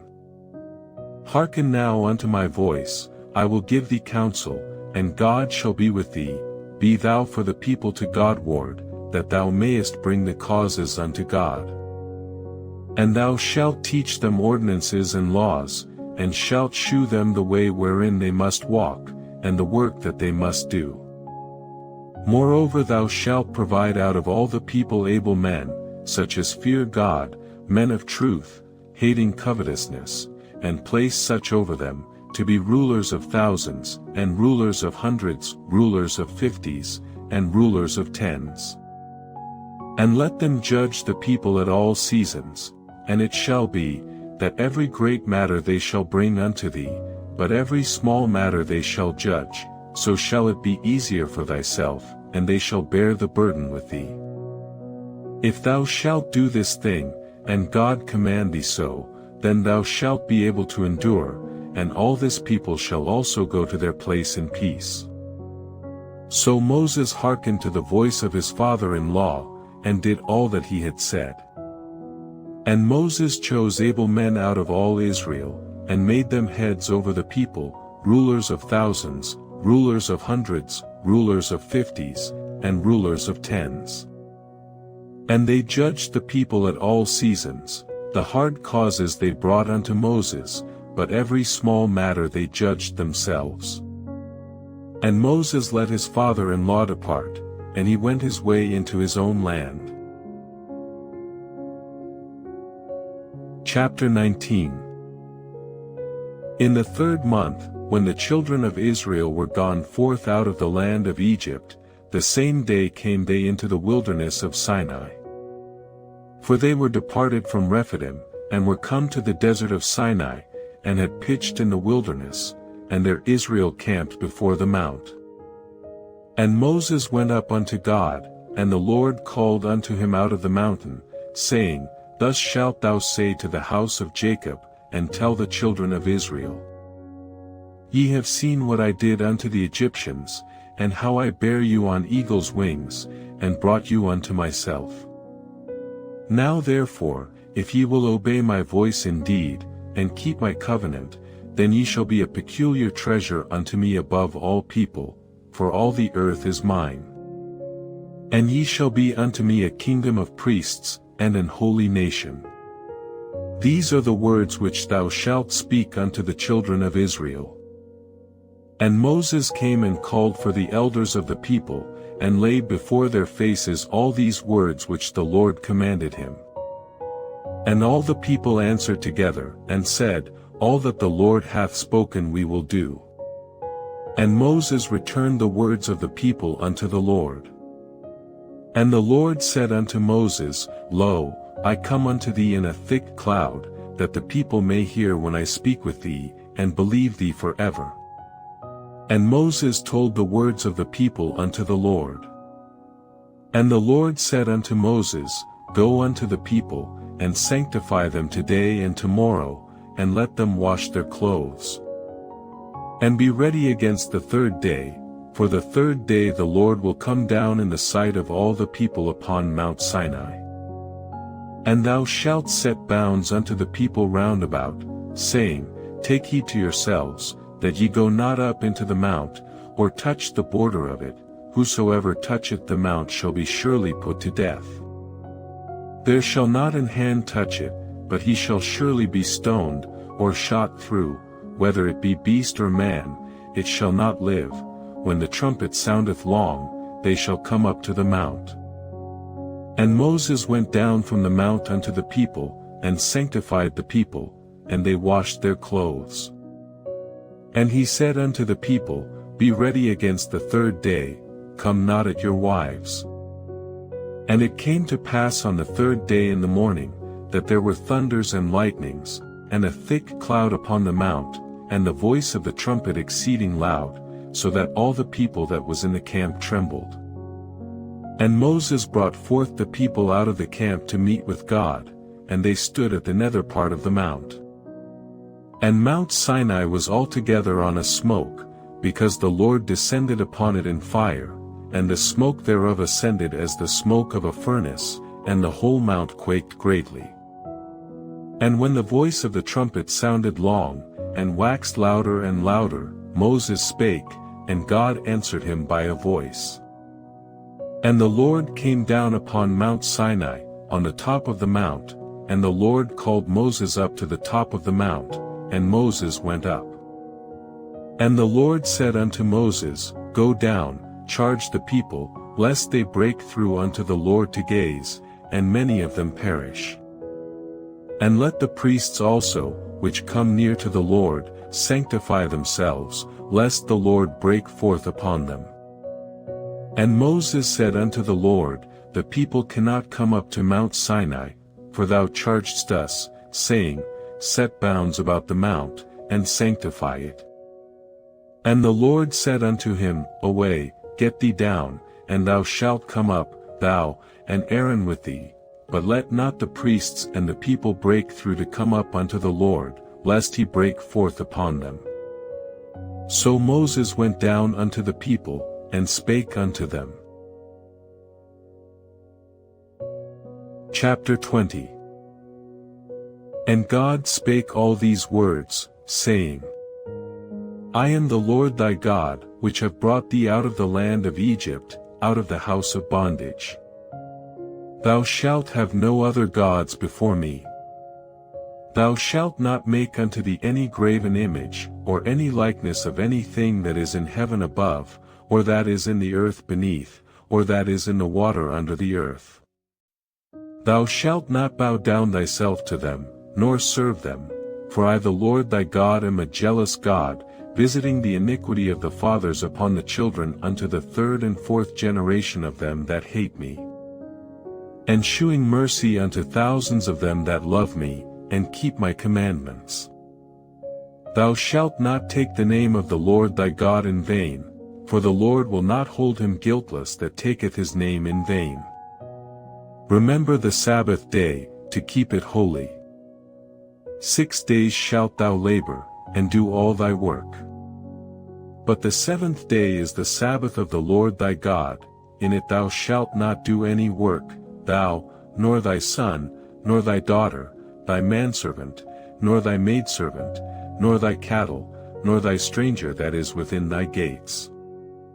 For in 6 days the Lord made heaven and earth, the sea, and all that in them is, and rested the seventh day, wherefore the Lord blessed the Sabbath day, and hallowed it.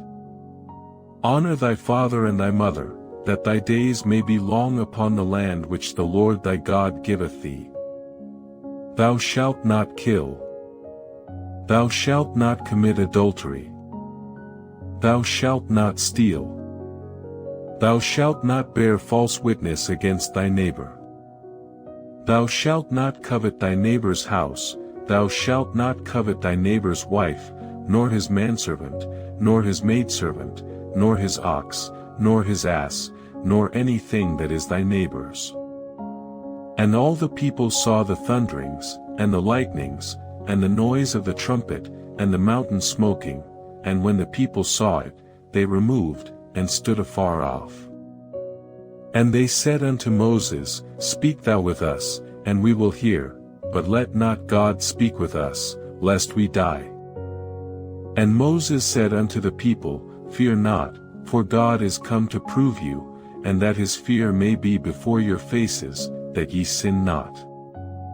And the people stood afar off, and Moses drew near unto the thick darkness where God was. And the Lord said unto Moses, Thus thou shalt say unto the children of Israel, Ye have seen that I have talked with you from heaven. Ye shall not make with me gods of silver, neither shall ye make unto you gods of gold. An altar of earth thou shalt make unto me, and shalt sacrifice thereon thy burnt offerings, and thy peace offerings, thy sheep, and thine oxen. In all places where I record my name I will come unto thee, and I will bless thee. And if thou wilt make me an altar of stone, thou shalt not build it of hewn stone, for if thou lift up thy tool upon it, thou hast polluted it. Neither shalt thou go up by steps unto mine altar, that thy nakedness be not discovered thereon. Chapter 21. Now these are the judgments which thou shalt set before them. If thou buy an Hebrew servant, 6 years he shall serve, and in the 7th he shall go out free for nothing. If he came in by himself, he shall go out by himself. If he were married, then his wife shall go out with him. If his master have given him a wife, and she have borne him sons or daughters, the wife and her children shall be her master's, and he shall go out by himself. And if the servant shall plainly say, I love my master, my wife, and my children, I will not go out free. Then his master shall bring him unto the judges, he shall also bring him to the door, or unto the door post, and his master shall bore his ear through with an aul, and he shall serve him forever.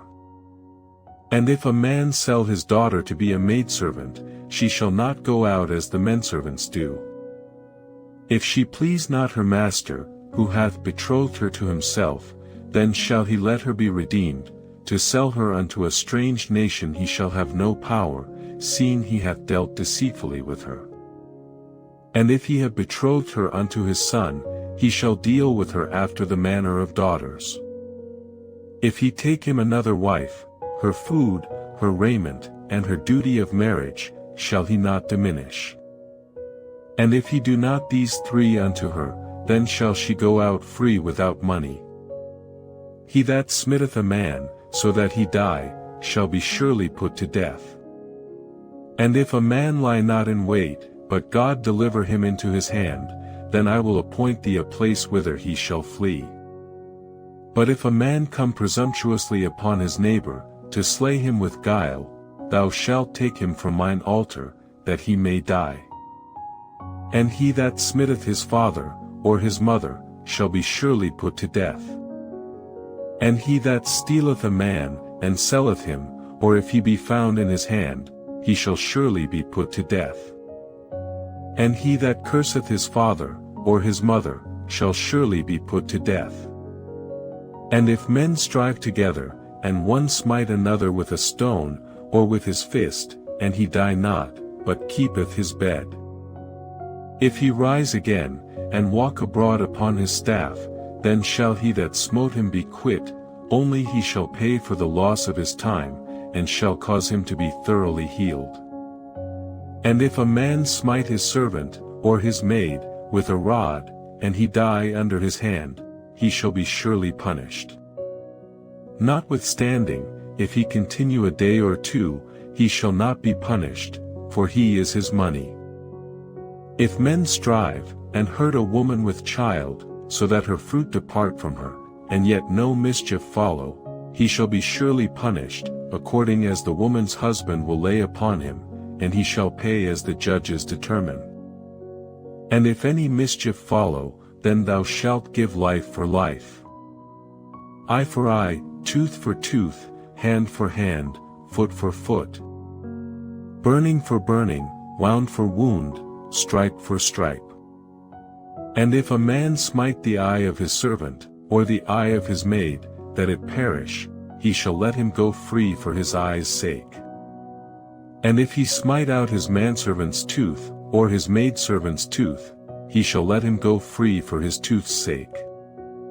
If an ox gore a man or a woman, that they die, then the ox shall be surely stoned, and his flesh shall not be eaten, but the owner of the ox shall be quit. But if the ox were wont to push with his horn in time past, and it hath been testified to his owner, and he hath not kept him in, but that he hath killed a man or a woman, the ox shall be stoned, and his owner also shall be put to death. If there be laid on him a sum of money, then he shall give for the ransom of his life whatsoever is laid upon him. Whether he have gored a son, or have gored a daughter, according to this judgment shall it be done unto him. If the ox shall push a manservant or a maidservant, he shall give unto their master 30 shekels of silver, and the ox shall be stoned. And if a man shall open a pit, or if a man shall dig a pit, and not cover it, and an ox or an ass fall therein, the owner of the pit shall make it good, and give money unto the owner of them, and the dead beast shall be his. And if one man's ox hurt another's, that he die, then they shall sell the live ox, and divide the money of it, and the dead ox also they shall divide. Or if it be known that the ox hath used to push in time past, and his owner hath not kept him in, he shall surely pay ox for ox, and the dead shall be his own. Chapter 22. If a man shall steal an ox, or a sheep, and kill it, or sell it, he shall restore 5 oxen for an ox, and 4 sheep for a sheep. If a thief be found breaking up, and be smitten that he die, there shall no blood be shed for him. If the sun be risen upon him, there shall be blood shed for him, for he should make full restitution. If he have nothing, then he shall be sold for his theft. If the theft be certainly found in his hand alive, whether it be ox, or ass, or sheep, he shall restore double. If a man shall cause a field or vineyard to be eaten, and shall put in his beast, and shall feed in another man's field, of the best of his own field, and of the best of his own vineyard, shall he make restitution. If fire break out, and catch in thorns, so that the stacks of corn, or the standing corn, or the field, be consumed therewith, he that kindled the fire shall surely make restitution. If a man shall deliver unto his neighbor money or stuff to keep, and it be stolen out of the man's house, if the thief be found, let him pay double. If the thief be not found, then the master of the house shall be brought unto the judges, to see whether he have put his hand unto his neighbor's goods. For all manner of trespass, whether it be for ox, for ass, for sheep, for raiment, or for any manner of lost thing, which another challengeth to be his, the cause of both parties shall come before the judges, and whom the judges shall condemn, he shall pay double unto his neighbor. If a man deliver unto his neighbor an ass, or an ox, or a sheep, or any beast, to keep, and it die, or be hurt, or driven away, no man seeing it. Then shall an oath of the Lord be between them both, that he hath not put his hand unto his neighbor's goods, and the owner of it shall accept thereof, and he shall not make it good. And if it be stolen from him, he shall make restitution unto the owner thereof. If it be torn in pieces, then let him bring it for witness, and he shall not make good that which was torn. And if a man borrow aught of his neighbor, and it be hurt, or die, the owner thereof being not with it, he shall surely make it good. But if the owner thereof be with it, he shall not make it good, if it be an hired thing, it came for his hire. And if a man entice a maid that is not betrothed, and lie with her, he shall surely endow her to be his wife. If her father utterly refuse to give her unto him, he shall pay money according to the dowry of virgins. Thou shalt not suffer a witch to live. Whosoever lieth with a beast shall surely be put to death.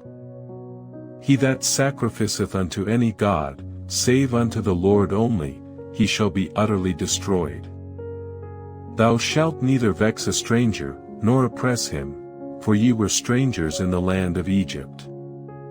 Ye shall not afflict any widow, or fatherless child. If thou afflict them in any wise, and they cry at all unto me, I will surely hear their cry. And my wrath shall wax hot, and I will kill you with the sword, and your wives shall be widows, and your children fatherless. If thou lend money to any of my people that is poor by thee, thou shalt not be to him as an usurer, neither shalt thou lay upon him usury. If thou at all take thy neighbor's raiment to pledge, thou shalt deliver it unto him by that the sun goeth down. For that is his covering only, it is his raiment for his skin, wherein shall he sleep? And it shall come to pass, when he crieth unto me, that I will hear, for I am gracious. Thou shalt not revile the gods, nor curse the ruler of thy people. Thou shalt not delay to offer the first of thy ripe fruits, and of thy liquors, the firstborn of thy sons shalt thou give unto me. Likewise shalt thou do with thine oxen, and with thy sheep, 7 days it shall be with his dam, on the 8th day thou shalt give it me. And ye shall be holy men unto me, neither shall ye eat any flesh that is torn of beasts in the field, ye shall cast it to the dogs.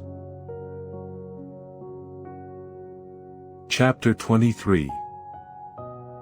Thou shalt not raise a false report, put not thine hand with the wicked to be an unrighteous witness. Thou shalt not follow a multitude to do evil, neither shalt thou speak in a cause to decline after many to wrest judgment. Neither shalt thou countenance a poor man in his cause. If thou meet thine enemy's ox or his ass going astray, thou shalt surely bring it back to him again. If thou see the ass of him that hateth thee lying under his burden, and wouldest forbear to help him, thou shalt surely help with him. Thou shalt not wrest the judgment of thy poor in his cause. Keep thee far from a false matter, and the innocent and righteous slay thou not, for I will not justify the wicked. And thou shalt take no gift, for the gift blindeth the wise, and perverteth the words of the righteous. Also thou shalt not oppress a stranger, for ye know the heart of a stranger, seeing ye were strangers in the land of Egypt. And 6 years thou shalt sow thy land, and shalt gather in the fruits thereof. But the 7th year thou shalt let it rest and lie still, that the poor of thy people may eat, and what they leave the beasts of the field shall eat. In like manner thou shalt deal with thy vineyard, and with thy olive yard. 6 days thou shalt do thy work, and on the 7th day thou shalt rest, that thine ox and thine ass may rest, and the son of thy handmaid, and the stranger, may be refreshed. And in all things that I have said unto you be circumspect, and make no mention of the name of other gods, neither let it be heard out of thy mouth. 3 times thou shalt keep a feast unto me in the year. Thou shalt keep the feast of unleavened bread, thou shalt eat unleavened bread 7 days, as I commanded thee, in the time appointed of the month Abib, for in it thou camest out from Egypt, and none shall appear before me empty. And the feast of harvest, the firstfruits of thy labors, which thou hast sown in the field, and the feast of ingathering, which is in the end of the year, when thou hast gathered in thy labors out of the field. 3 times in the year all thy males shall appear before the Lord God. Thou shalt not offer the blood of my sacrifice with leavened bread, neither shall the fat of my sacrifice remain until the morning. The first of the firstfruits of thy land thou shalt bring into the house of the Lord thy God. Thou shalt not see the kid in his mother's milk. Behold, I send an angel before thee, to keep thee in the way, and to bring thee into the place which I have prepared. Beware of him, and obey his voice, provoke him not, for he will not pardon your transgressions, for my name is in him. But if thou shalt indeed obey his voice, and do all that I speak, then I will be an enemy unto thine enemies, and an adversary unto thine adversaries. For mine angel shall go before thee, and bring thee in unto the Amorites, and the Hittites, and the Perizzites, and the Canaanites, and the Hivites, and the Jebusites, and I will cut them off. Thou shalt not bow down to their gods, nor serve them, nor do after their works, but thou shalt utterly overthrow them, and quite break down their images. And ye shall serve the Lord your God, and he shall bless thy bread, and thy water, and I will take sickness away from the midst of thee. There shall nothing cast their young, nor be barren, in thy land, the number of thy days I will fulfill. I will send my fear before thee, and will destroy all the people to whom thou shalt come, and I will make all thine enemies turn their backs unto thee. And I will send hornets before thee, which shall drive out the Hivite, the Canaanite, and the Hittite, from before thee. I will not drive them out from before thee in 1 year, lest the land become desolate, and the beast of the field multiply against thee. By little and little I will drive them out from before thee, until thou be increased, and inherit the land. And I will set thy bounds from the Red Sea even unto the sea of the Philistines, and from the desert unto the river, for I will deliver the inhabitants of the land into your hand, and thou shalt drive them out before thee. Thou shalt make no covenant with them, nor with their gods. They shall not dwell in thy land, lest they make thee sin against me, for if thou serve their gods, it will surely be a snare unto thee. Chapter 24. And he said unto Moses, Come up unto the Lord, thou, and Aaron, Nadab, and Abihu, and 70 of the elders of Israel, and worship ye afar off. And Moses alone shall come near the Lord, but they shall not come nigh, neither shall the people go up with him. And Moses came and told the people all the words of the Lord, and all the judgments, and all the people answered with one voice, and said, All the words which the Lord hath said will we do. And Moses wrote all the words of the Lord, and rose up early in the morning, and builded an altar under the hill, and 12 pillars, according to the 12 tribes of Israel. And he sent young men of the children of Israel, which offered burnt offerings, and sacrificed peace offerings of oxen unto the Lord. And Moses took half of the blood, and put it in basins, and half of the blood he sprinkled on the altar. And he took the book of the covenant, and read in the audience of the people, and they said, All that the Lord hath said will we do, and be obedient. And Moses took the blood, and sprinkled it on the people, and said, Behold the blood of the covenant, which the Lord hath made with you concerning all these words. Then went up Moses, and Aaron, Nadab, and Abihu, and 70 of the elders of Israel. And they saw the God of Israel, and there was under his feet as it were a paved work of a sapphire stone, and as it were the body of heaven in his clearness. And upon the nobles of the children of Israel he laid not his hand, also they saw God, and did eat and drink. And the Lord said unto Moses, Come up to me into the mount, and be there, and I will give thee tables of stone, and a law, and commandments which I have written, that thou mayest teach them. And Moses rose up, and his minister Joshua, and Moses went up into the mount of God. And he said unto the elders, Tarry ye here for us, until we come again unto you, and, behold, Aaron and Hur are with you. If any man have any matters to do, let him come unto them. And Moses went up into the mount, and a cloud covered the mount. And the glory of the Lord abode upon Mount Sinai, and the cloud covered it 6 days, and the 7th day he called unto Moses out of the midst of the cloud. And the sight of the glory of the Lord was like devouring fire on the top of the mount in the eyes of the children of Israel. And Moses went into the midst of the cloud, and gat him up into the mount, and Moses was in the mount 40 days and 40 nights. Chapter 25.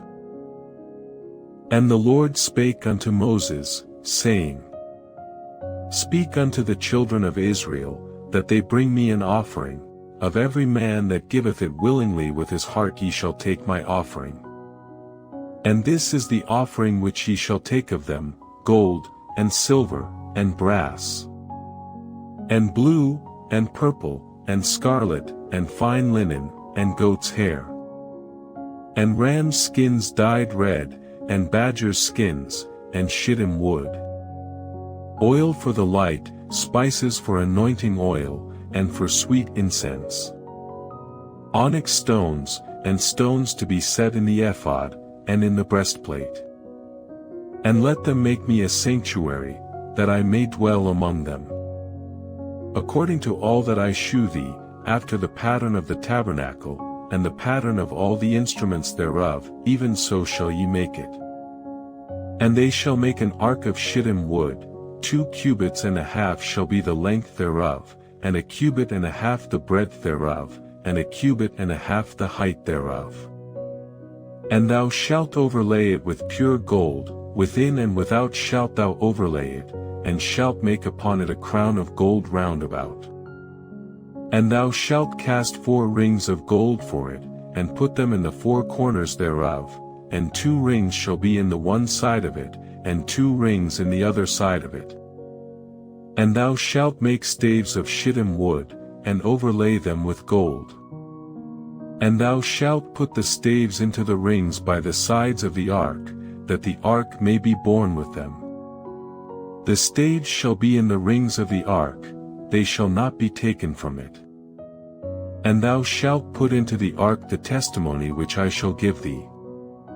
And thou shalt make a mercy seat of pure gold, 2 cubits and a half shall be the length thereof, and 1 cubit and a half the breadth thereof. And thou shalt make 2 cherubims of gold, of beaten work shalt thou make them, in the 2 ends of the mercy seat. And make 1 cherub on the one end, and the other cherub on the other end, even of the mercy seat shall ye make the cherubims on the 2 ends thereof. And the cherubim shall stretch forth their wings on high, covering the mercy seat with their wings, and their faces shall look one to another, toward the mercy seat shall the faces of the cherubims be. And thou shalt put the mercy seat above upon the ark, and in the ark thou shalt put the testimony that I shall give thee. And there I will meet with thee, and I will commune with thee from above the mercy seat, from between the 2 cherubims which are upon the ark of the testimony, of all things which I will give thee in commandment unto the children of Israel. Thou shalt also make a table of shittim wood, 2 cubits shall be the length thereof, and 1 cubit the breadth thereof, and 1 cubit and a half the height thereof. And thou shalt overlay it with pure gold, and make thereto a crown of gold round about. And thou shalt make unto it a border of an hand breadth round about, and thou shalt make a golden crown to the border thereof round about. And thou shalt make for it 4 rings of gold, and put the rings in the 4 corners that are on the 4 feet thereof. Over against the border shall the rings be for places of the staves to bear the table. And thou shalt make the staves of shittim wood, and overlay them with gold, that the table may be borne with them. And thou shalt make the dishes thereof, and spoons thereof, and covers thereof, and bowls thereof, to cover withal, of pure gold shalt thou make them. And thou shalt set upon the table showbread before me alway. And thou shalt make a candlestick of pure gold, of beaten work shall the candlestick be made, his shaft, and his branches, his bowls, his knops, and his flowers, shall be of the same. And 6 branches shall come out of the sides of it, 3 branches of the candlestick out of the one side, and 3 branches of the candlestick out of the other side. 3 bowls made like unto almonds, with a knop and a flower in one branch, and 3 bowls made like almonds in the other branch, with a knop and a flower, so in the 6 branches that come out of the candlestick. And in the candlestick shall be 4 bowls made like unto almonds, with their knops and their flowers. And there shall be a knop under 2 branches of the same, and a knop under 2 branches of the same, and a knop under 2 branches of the same, according to the 6 branches that proceed out of the candlestick. Their knops and their branches shall be of the same, all it shall be one beaten work of pure gold. And thou shalt make the 7 lamps thereof, and they shall light the lamps thereof, that they may give light over against it. And the tongs thereof, and the snuff dishes thereof, shall be of pure gold. Of a talent of pure gold shall he make it, with all these vessels. And look that thou make them after their pattern, which was shewed thee in the mount. Chapter 26. Moreover thou shalt make the tabernacle with 10 curtains of fine twined linen, and blue, and purple, and scarlet, with cherubims of cunning work shalt thou make them. The length of one curtain shall be 28 cubits, and the breadth of one curtain 4 cubits, and every one of the curtains shall have one measure. The 5 curtains shall be coupled together one to another, and other 5 curtains shall be coupled one to another. And thou shalt make loops of blue upon the edge of the one curtain from the selvage in the coupling, and likewise shalt thou make in the uttermost edge of another curtain, in the coupling of the second. 50 loops shalt thou make in the one curtain, and 50 loops shalt thou make in the edge of the curtain that is in the coupling of the second, that the loops may take hold one of another. And thou shalt make 50 taches of gold, and couple the curtains together with the taches, and it shall be one tabernacle. And thou shalt make curtains of goat's hair to be a covering upon the tabernacle, 11 curtains shalt thou make. The length of one curtain shall be 30 cubits, and the breadth of one curtain 4 cubits, and the 11 curtains shall be all of one measure. And thou shalt couple 5 curtains by themselves, and 6 curtains by themselves, and shalt double the 6th curtain in the forefront of the tabernacle. And thou shalt make 50 loops on the edge of the one curtain that is outmost in the coupling, and 50 loops in the edge of the curtain which coupleth the second. And thou shalt make 50 taches of brass, and put the taches into the loops, and couple the tent together, that it may be one. And the remnant that remaineth of the curtains of the tent, the half curtain that remaineth, shall hang over the backside of the tabernacle. And a cubit on the one side, and a cubit on the other side of that which remaineth in the length of the curtains of the tent, it shall hang over the sides of the tabernacle on this side and on that side, to cover it.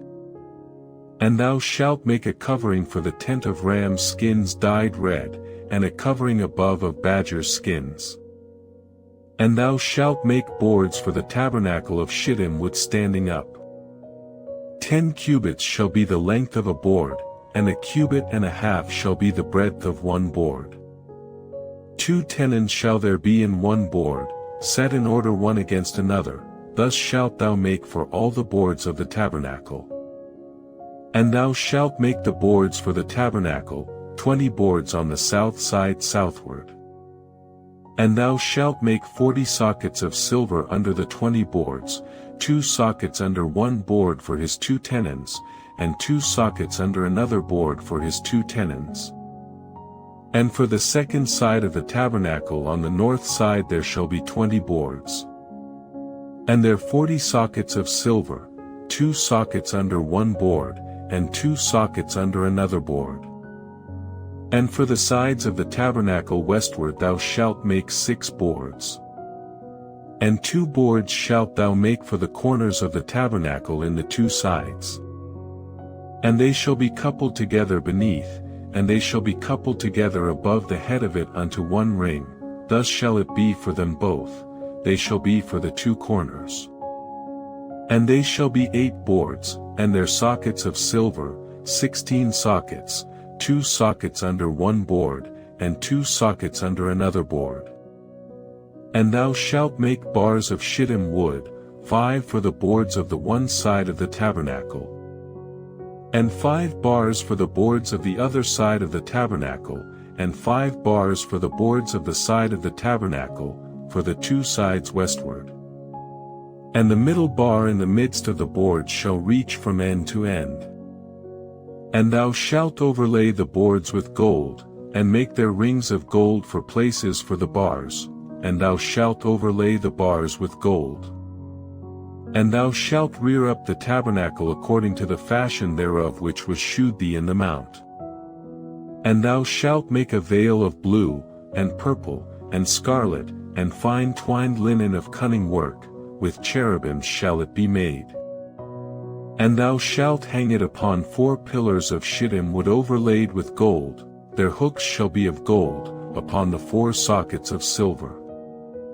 And thou shalt hang up the veil under the taches, that thou mayest bring in thither within the veil the ark of the testimony, and the veil shall divide unto you between the holy place and the most holy. And thou shalt put the mercy seat upon the ark of the testimony in the most holy place. And thou shalt set the table without the veil, and the candlestick over against the table on the side of the tabernacle toward the south, and thou shalt put the table on the north side. And thou shalt make an hanging for the door of the tent, of blue, and purple, and scarlet, and fine twined linen, wrought with needlework.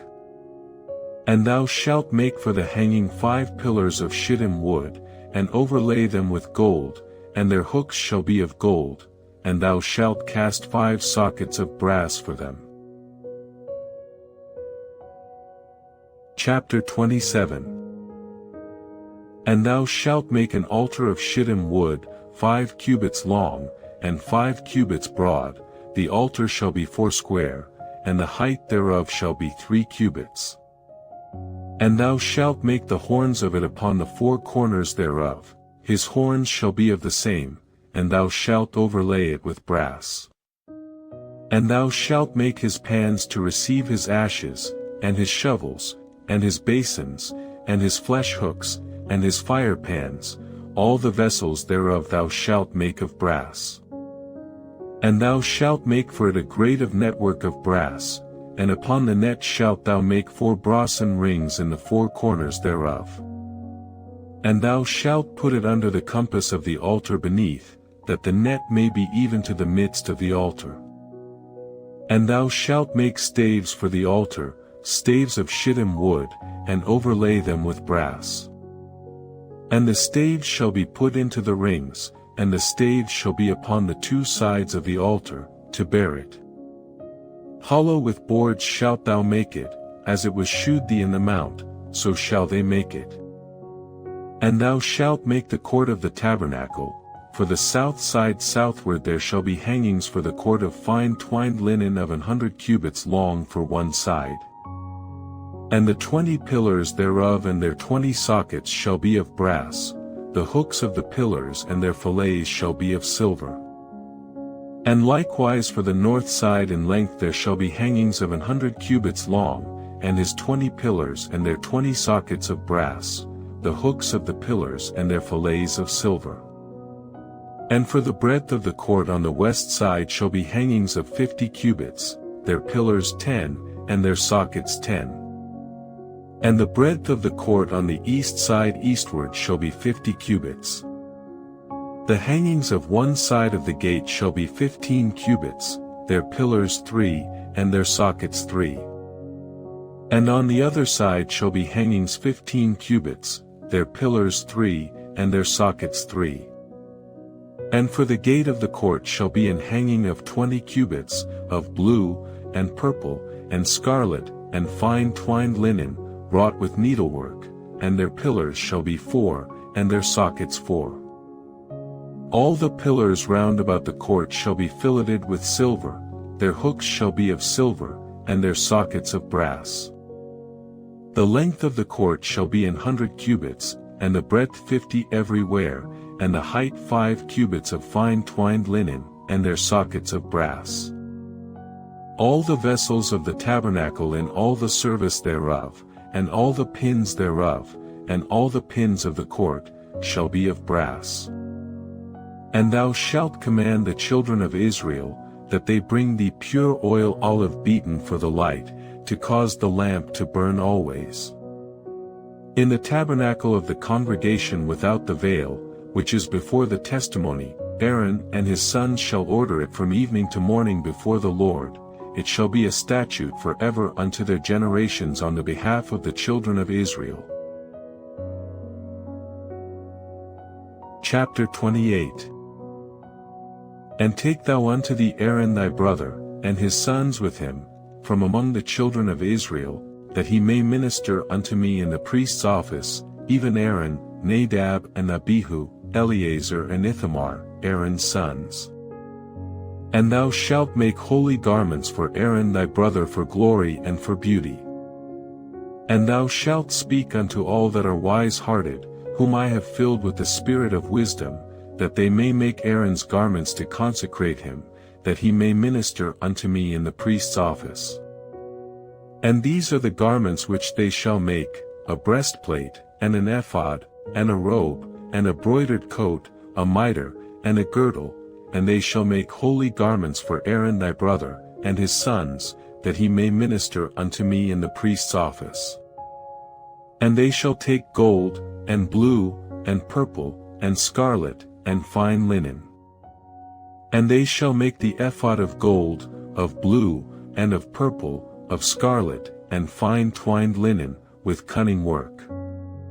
It shall have the 2 shoulder pieces thereof joined at the 2 edges thereof, and so it shall be joined together. And the curious girdle of the ephod, which is upon it, shall be of the same, according to the work thereof, even of gold, of blue, and purple, and scarlet, and fine twined linen. And thou shalt take 2 onyx stones, and grave on them the names of the children of Israel. 6 of their names on one stone, and the other 6 names of the rest on the other stone, according to their birth. With the work of an engraver in stone, like the engravings of a signet, shalt thou engrave the 2 stones with the names of the children of Israel. Thou shalt make them to be set in ouches of gold.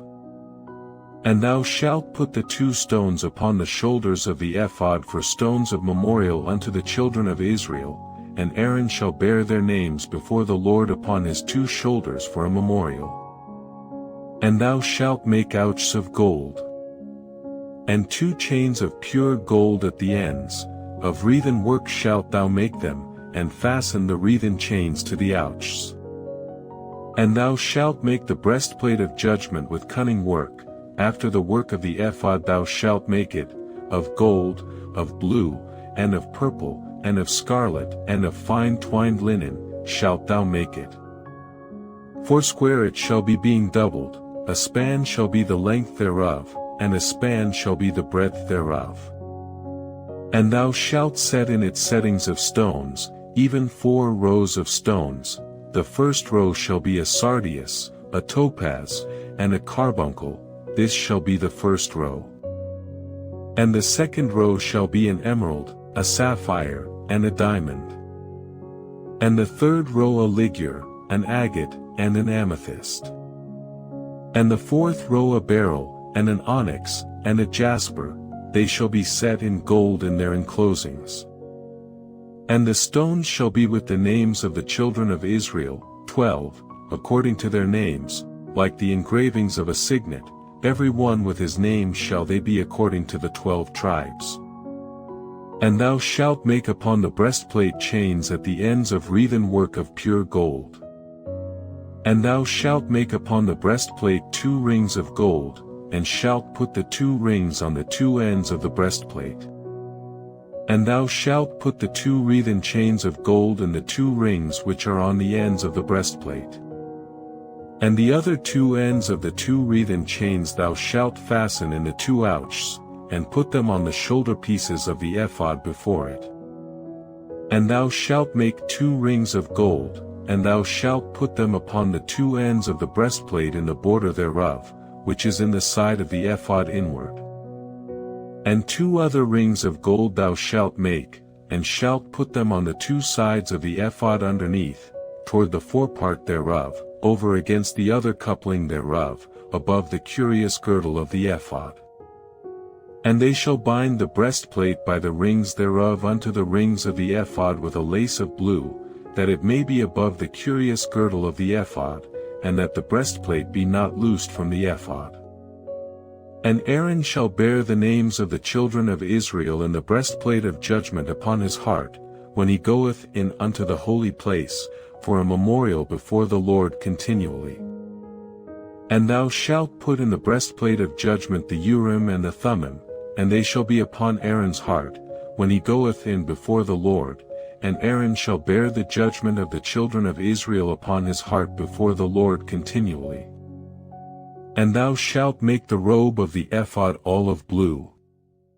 And there shall be an hole in the top of it, in the midst thereof, it shall have a binding of woven work round about the whole of it, as it were the whole of an habergeon, that it be not rent.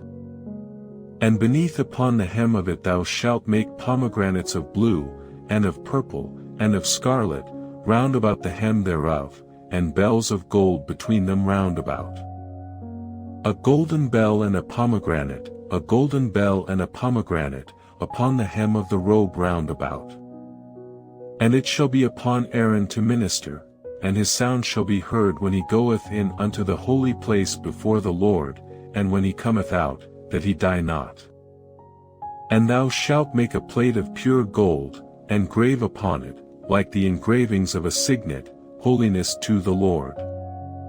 And thou shalt put it on a blue lace, that it may be upon the mitre, upon the forefront of the mitre it shall be. And it shall be upon Aaron's forehead, that Aaron may bear the iniquity of the holy things, which the children of Israel shall hallow in all their holy gifts, and it shall be always upon his forehead, that they may be accepted before the Lord. And thou shalt embroider the coat of fine linen, and thou shalt make the mitre of fine linen, and thou shalt make the girdle of needlework. And for Aaron's sons thou shalt make coats, and thou shalt make for them girdles, and bonnets shalt thou make for them, for glory and for beauty. And thou shalt put them upon Aaron thy brother, and his sons with him, and shalt anoint them, and consecrate them, and sanctify them, that they may minister unto me in the priest's office. And thou shalt make them linen breeches to cover their nakedness, from the loins even unto the thighs they shall reach. And they shall be upon Aaron, and upon his sons, when they come in unto the tabernacle of the congregation, or when they come near unto the altar to minister in the holy place, that they bear not iniquity, and die, it shall be a statute for ever unto him and his seed after him. Chapter 29. And this is the thing that thou shalt do unto them to hallow them, to minister unto me in the priest's office, take 1 young bullock, and 2 rams without blemish. And unleavened bread, and cakes unleavened tempered with oil, and wafers unleavened anointed with oil, of wheaten flour shalt thou make them. And thou shalt put them into one basket, and bring them in the basket, with the bullock and the 2 rams. And Aaron and his sons thou shalt bring unto the door of the tabernacle of the congregation, and shalt wash them with water. And thou shalt take the garments, and put upon Aaron the coat, and the robe of the ephod, and the breastplate, and gird him with the curious girdle of the ephod. And thou shalt put the mitre upon his head, and put the holy crown upon the mitre. Then shalt thou take the anointing oil, and pour it upon his head, and anoint him. And thou shalt bring his sons, and put coats upon them. And thou shalt gird them with girdles, Aaron and his sons, and put the bonnets on them, and the priest's office shall be theirs for a perpetual statute, and thou shalt consecrate Aaron and his sons. And thou shalt cause a bullock to be brought before the tabernacle of the congregation, and Aaron and his sons shall put their hands upon the head of the bullock. And thou shalt kill the bullock before the Lord, by the door of the tabernacle of the congregation. And thou shalt take of the blood of the bullock, and put it upon the horns of the altar with thy finger, and pour all the blood beside the bottom of the altar. And thou shalt take all the fat that covereth the inwards, and the caul that is above the liver, and the 2 kidneys, and the fat that is upon them, and burn them upon the altar. But the flesh of the bullock, and his skin, and his dung, shalt thou burn with fire without the camp, it is a sin offering. Thou shalt also take 1 ram, and Aaron and his sons shall put their hands upon the head of the ram. And thou shalt slay the ram, and thou shalt take his blood, and sprinkle it round about upon the altar. And thou shalt cut the ram in pieces, and wash the inwards of him, and his legs, and put them unto his pieces, and unto his head. And thou shalt burn the whole ram upon the altar, it is a burnt offering unto the Lord, it is a sweet savor, an offering made by fire unto the Lord. And thou shalt take the other ram, and Aaron and his sons shall put their hands upon the head of the ram. Then shalt thou kill the ram, and take of his blood, and put it upon the tip of the right ear of Aaron, and upon the tip of the right ear of his sons, and upon the thumb of their right hand, and upon the great toe of their right foot, and sprinkle the blood upon the altar round about. And thou shalt take of the blood that is upon the altar, and of the anointing oil, and sprinkle it upon Aaron, and upon his garments, and upon his sons, and upon the garments of his sons with him, and he shall be hallowed, and his garments, and his sons' garments with him. Also thou shalt take of the ram the fat and the rump, and the fat that covereth the inwards, and the caul above the liver, and the 2 kidneys, and the fat that is upon them, and the right shoulder, for it is a ram of consecration. And 1 loaf of bread, and 1 cake of oiled bread, and 1 wafer out of the basket of the unleavened bread that is before the Lord. And thou shalt put all in the hands of Aaron, and in the hands of his sons, and shalt wave them for a wave offering before the Lord. And thou shalt receive them of their hands, and burn them upon the altar for a burnt offering, for a sweet savor before the Lord, it is an offering made by fire unto the Lord. And thou shalt take the breast of the ram of Aaron's consecration, and wave it for a wave offering before the Lord, and it shall be thy part. And thou shalt sanctify the breast of the wave offering, and the shoulder of the heave offering, which is waved, and which is heaved up, of the ram of the consecration, even of that which is for Aaron, and of that which is for his sons. And it shall be Aaron's and his sons by a statute forever from the children of Israel, for it is an heave offering, and it shall be an heave offering from the children of Israel of the sacrifice of their peace offerings, even their heave offering unto the Lord. And the holy garments of Aaron shall be his sons after him, to be anointed therein, and to be consecrated in them. And that son that is priest in his stead shall put them on 7 days, when he cometh into the tabernacle of the congregation to minister in the holy place. And thou shalt take the ram of the consecration, and seethe his flesh in the holy place.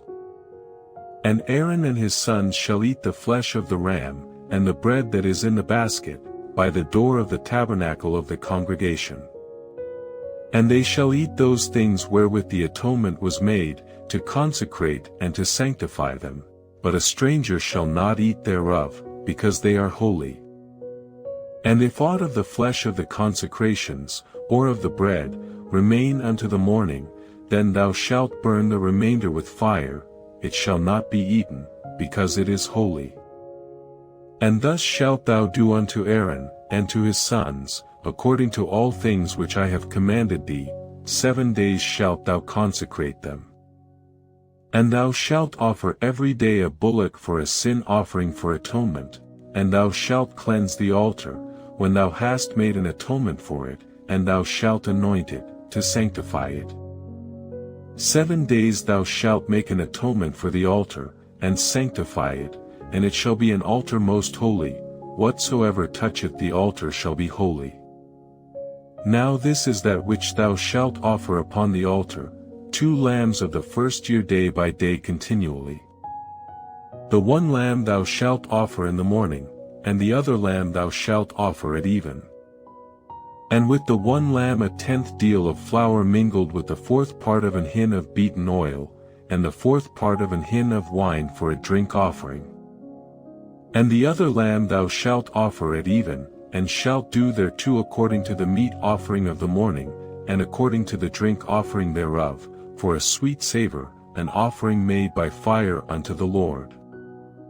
This shall be a continual burnt offering throughout your generations at the door of the tabernacle of the congregation before the Lord, where I will meet you, to speak there unto thee. And there I will meet with the children of Israel, and the tabernacle shall be sanctified by my glory. And I will sanctify the tabernacle of the congregation, and the altar, I will sanctify also both Aaron and his sons, to minister to me in the priest's office. And I will dwell among the children of Israel, and will be their God. And they shall know that I am the Lord their God, that brought them forth out of the land of Egypt, that I may dwell among them, I am the Lord their God. Chapter 30. And thou shalt make an altar to burn incense upon, of shittim wood shalt thou make it. A cubit shall be the length thereof, and a cubit the breadth thereof, 4 square shall it be, and 2 cubits shall be the height thereof, the horns thereof shall be of the same. And thou shalt overlay it with pure gold, the top thereof, and the sides thereof round about, and the horns thereof, and thou shalt make unto it a crown of gold round about. And 2 golden rings shalt thou make to it under the crown of it, by the 2 corners thereof, upon the 2 sides of it shalt thou make it, and they shall be for places for the staves to bear it withal. And thou shalt make the staves of shittim wood, and overlay them with gold. And thou shalt put it before the veil that is by the ark of the testimony, before the mercy seat that is over the testimony, where I will meet with thee. And Aaron shall burn thereon sweet incense every morning, when he dresseth the lamps, he shall burn incense upon it. And when Aaron lighteth the lamps at even, he shall burn incense upon it, a perpetual incense before the Lord throughout your generations. Ye shall offer no strange incense thereon, nor burnt sacrifice, nor meat offering, neither shall ye pour drink offering thereon. And Aaron shall make an atonement upon the horns of it once in a year with the blood of the sin offering of atonements. Once in the year shall he make atonement upon it throughout your generations. It is most holy unto the Lord. And the Lord spake unto Moses, saying, When thou takest the sum of the children of Israel after their number, then shall they give every man a ransom for his soul unto the Lord, when thou numberest them, that there be no plague among them, when thou numberest them. This they shall give, every one that passeth among them that are numbered, half a shekel after the shekel of the sanctuary. A shekel is 20 gerahs, and half shekel shall be the offering of the Lord. Every one that passeth among them that are numbered, from 20 years old and above, shall give an offering unto the Lord. The rich shall not give more, and the poor shall not give less than half a shekel, when they give an offering unto the Lord, to make an atonement for your souls. And thou shalt take the atonement money of the children of Israel, and shalt appoint it for the service of the tabernacle of the congregation, that it may be a memorial unto the children of Israel before the Lord, to make an atonement for your souls. And the Lord spake unto Moses, saying, Thou shalt also make a laver of brass, and his foot also of brass, to wash withal, and thou shalt put it between the tabernacle of the congregation and the altar, and thou shalt put water therein. For Aaron and his sons shall wash their hands and their feet thereat. When they go into the tabernacle of the congregation, they shall wash with water, that they die not, or when they come near to the altar to minister, to burn offering made by fire unto the Lord. So they shall wash their hands and their feet, that they die not, and it shall be a statute forever to them, even to him and to his seed throughout their generations. Moreover the Lord spake unto Moses, saying, Take thou also unto thee principal spices, of pure myrrh 500 shekels, and of sweet cinnamon half so much, even 250 shekels, and of sweet calamus 250 shekels. And of cassia 500 shekels, after the shekel of the sanctuary, and of oil olive and hin. And thou shalt make it an oil of holy ointment, an ointment compound after the art of the apothecary, it shall be an holy anointing oil. And thou shalt anoint the tabernacle of the congregation therewith, and the ark of the testimony, and the table and all his vessels, and the candlestick and his vessels, and the altar of incense, and the altar of burnt offering with all his vessels, and the laver and his foot. And thou shalt sanctify them, that they may be most holy, whatsoever toucheth them shall be holy. And thou shalt anoint Aaron and his sons, and consecrate them, that they may minister unto me in the priest's office. And thou shalt speak unto the children of Israel, saying, This shall be an holy anointing oil unto me throughout your generations. Upon man's flesh shall it not be poured, neither shall ye make any other like it, after the composition of it. It is holy, and it shall be holy unto you. Whosoever compoundeth any like it, or whosoever putteth any of it upon a stranger, shall even be cut off from his people.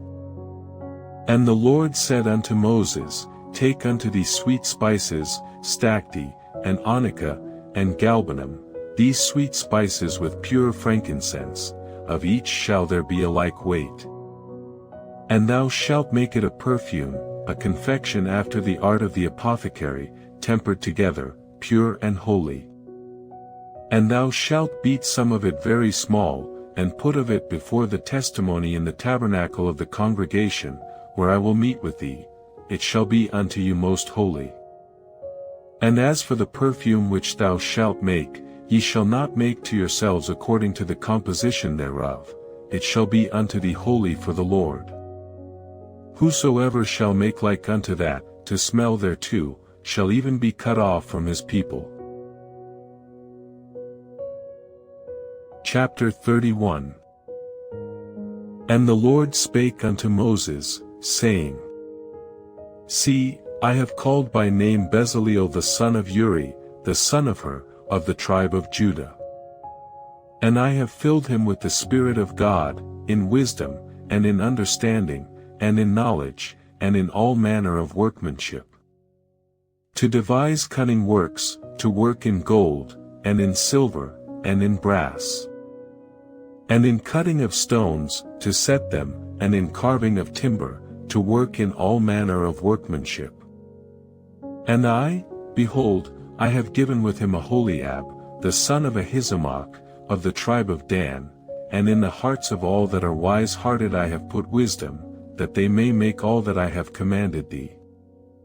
The tabernacle of the congregation, and the ark of the testimony, and the mercy seat that is thereupon, and all the furniture of the tabernacle. And the table and his furniture, and the pure candlestick with all his furniture, and the altar of incense. And the altar of burnt offering with all his furniture, and the laver and his foot. And the cloths of service, and the holy garments for Aaron the priest, and the garments of his sons, to minister in the priest's office. And the anointing oil, and sweet incense for the holy place, according to all that I have commanded thee shall they do. And the Lord spake unto Moses, saying, Speak thou also unto the children of Israel, saying, Verily my Sabbaths ye shall keep, for it is a sign between me and you throughout your generations, that ye may know that I am the Lord that doth sanctify you. Ye shall keep the Sabbath therefore, for it is holy unto you. Every one that defileth it shall surely be put to death, for whosoever doeth any work therein, that soul shall be cut off from among his people. 6 days may work be done, but in the seventh is the Sabbath of rest, holy to the Lord. Whosoever doeth any work in the Sabbath day, he shall surely be put to death. Wherefore the children of Israel shall keep the Sabbath, to observe the Sabbath throughout their generations, for a perpetual covenant. It is a sign between me and the children of Israel forever, for in 6 days the Lord made heaven and earth, and on the seventh day he rested, and was refreshed. And he gave unto Moses, when he had made an end of communing with him upon Mount Sinai, 2 tables of testimony, tables of stone, written with the finger of God. Chapter 32. And when the people saw that Moses delayed to come down out of the mount, the people gathered themselves together unto Aaron, and said unto him, Up, make us gods, which shall go before us, for as for this Moses, the man that brought us up out of the land of Egypt, we wot not what is become of him. And Aaron said unto them, Break off the golden earrings, which are in the ears of your wives, of your sons, and of your daughters, and bring them unto me. And all the people brake off the golden earrings which were in their ears, and brought them unto Aaron. And he received them at their hand, and fashioned it with a graving tool, after he had made it a molten calf, and they said, These be thy gods, O Israel, which brought thee up out of the land of Egypt. And when Aaron saw it, he built an altar before it, and Aaron made proclamation, and said, Tomorrow is a feast to the Lord. And they rose up early on the morrow, and offered burnt offerings, and brought peace offerings, and the people sat down to eat and to drink, and rose up to play. And the Lord said unto Moses, Go, get thee down, for thy people, which thou broughtest out of the land of Egypt, have corrupted themselves. They have turned aside quickly out of the way which I commanded them, they have made them a molten calf, and have worshipped it, and have sacrificed thereunto, and said, These be thy gods, O Israel, which have brought thee up out of the land of Egypt. And the Lord said unto Moses, I have seen this people, and, behold, it is a stiff-necked people. Now therefore let me alone, that my wrath may wax hot against them, and that I may consume them, and I will make of thee a great nation. And Moses besought the Lord his God, and said, Lord, why doth thy wrath wax hot against thy people, which thou hast brought forth out of the land of Egypt with great power, and with a mighty hand? Wherefore should the Egyptians speak, and say, For mischief did he bring them out, to slay them in the mountains, and to consume them from the face of the earth? Turn from thy fierce wrath, and repent of this evil against thy people. Remember Abraham, Isaac, and Israel, thy servants, to whom thou swarest by thine own self, and saidst unto them, I will multiply your seed as the stars of heaven, and all this land that I have spoken of will I give unto your seed, and they shall inherit it forever. And the Lord repented of the evil which he thought to do unto his people. And Moses turned, and went down from the mount, and the 2 tables of the testimony were in his hand, the tables were written on both their sides, on the one side and on the other were they written. And the tables were the work of God, and the writing was the writing of God, graven upon the tables. And when Joshua heard the noise of the people as they shouted, he said unto Moses, There is a noise of war in the camp. And he said, It is not the voice of them that shout for mastery, neither is it the voice of them that cry for being overcome, but the noise of them that sing do I hear. And it came to pass, as soon as he came nigh unto the camp, that he saw the calf, and the dancing, and Moses' anger waxed hot, and he cast the tables out of his hands, and brake them beneath the mount. And he took the calf which they had made, and burnt it in the fire, and ground it to powder, and strawed it upon the water, and made the children of Israel drink of it. And Moses said unto Aaron, What did this people unto thee, that thou hast brought so great a sin upon them? And Aaron said, Let not the anger of my Lord wax hot, thou knowest the people, that they are set on mischief. For they said unto me, Make us gods, which shall go before us, for as for this Moses, the man that brought us up out of the land of Egypt, we wot not what is become of him. And I said unto them, Whosoever hath any gold, let them break it off. So they gave it me, then I cast it into the fire, and there came out this calf. And when Moses saw that the people were naked, for Aaron had made them naked unto their shame among their enemies. Then Moses stood in the gate of the camp, and said, Who is on the Lord's side? Let him come unto me. And all the sons of Levi gathered themselves together unto him. And he said unto them, Thus saith the Lord God of Israel, Put every man his sword by his side, and go in and out from gate to gate throughout the camp, and slay every man his brother, and every man his companion, and every man his neighbor. And the children of Levi did according to the word of Moses, and there fell of the people that day about 3,000 men. For Moses had said, Consecrate yourselves today to the Lord, even every man upon his son, and upon his brother, that he may bestow upon you a blessing this day. And it came to pass on the morrow, that Moses said unto the people, Ye have sinned a great sin, and now I will go up unto the Lord, peradventure I shall make an atonement for your sin. And Moses returned unto the Lord, and said, Oh, this people have sinned a great sin, and have made them gods of gold. Yet now, if thou wilt forgive their sin, and if not, blot me, I pray thee, out of thy book which thou hast written. And the Lord said unto Moses, Whosoever hath sinned against me, him will I blot out of my book. Therefore now go, lead the people unto the place of which I have spoken unto thee. Behold, mine angel shall go before thee, nevertheless in the day when I visit I will visit their sin upon them. And the Lord plagued the people, because they made the calf, which Aaron made. Chapter 33. And the Lord said unto Moses, Depart, and go up hence, thou and the people which thou hast brought up out of the land of Egypt, unto the land which I swear unto Abraham, to Isaac, and to Jacob, saying, Unto thy seed will I give it. And I will send an angel before thee, and I will drive out the Canaanite, the Amorite, and the Hittite, and the Perizzite, the Hivite, and the Jebusite, unto a land flowing with milk and honey, for I will not go up in the midst of thee, for thou art a stiff-necked people, lest I consume thee in the way. And when the people heard these evil tidings, they mourned, and no man did put on him his ornaments.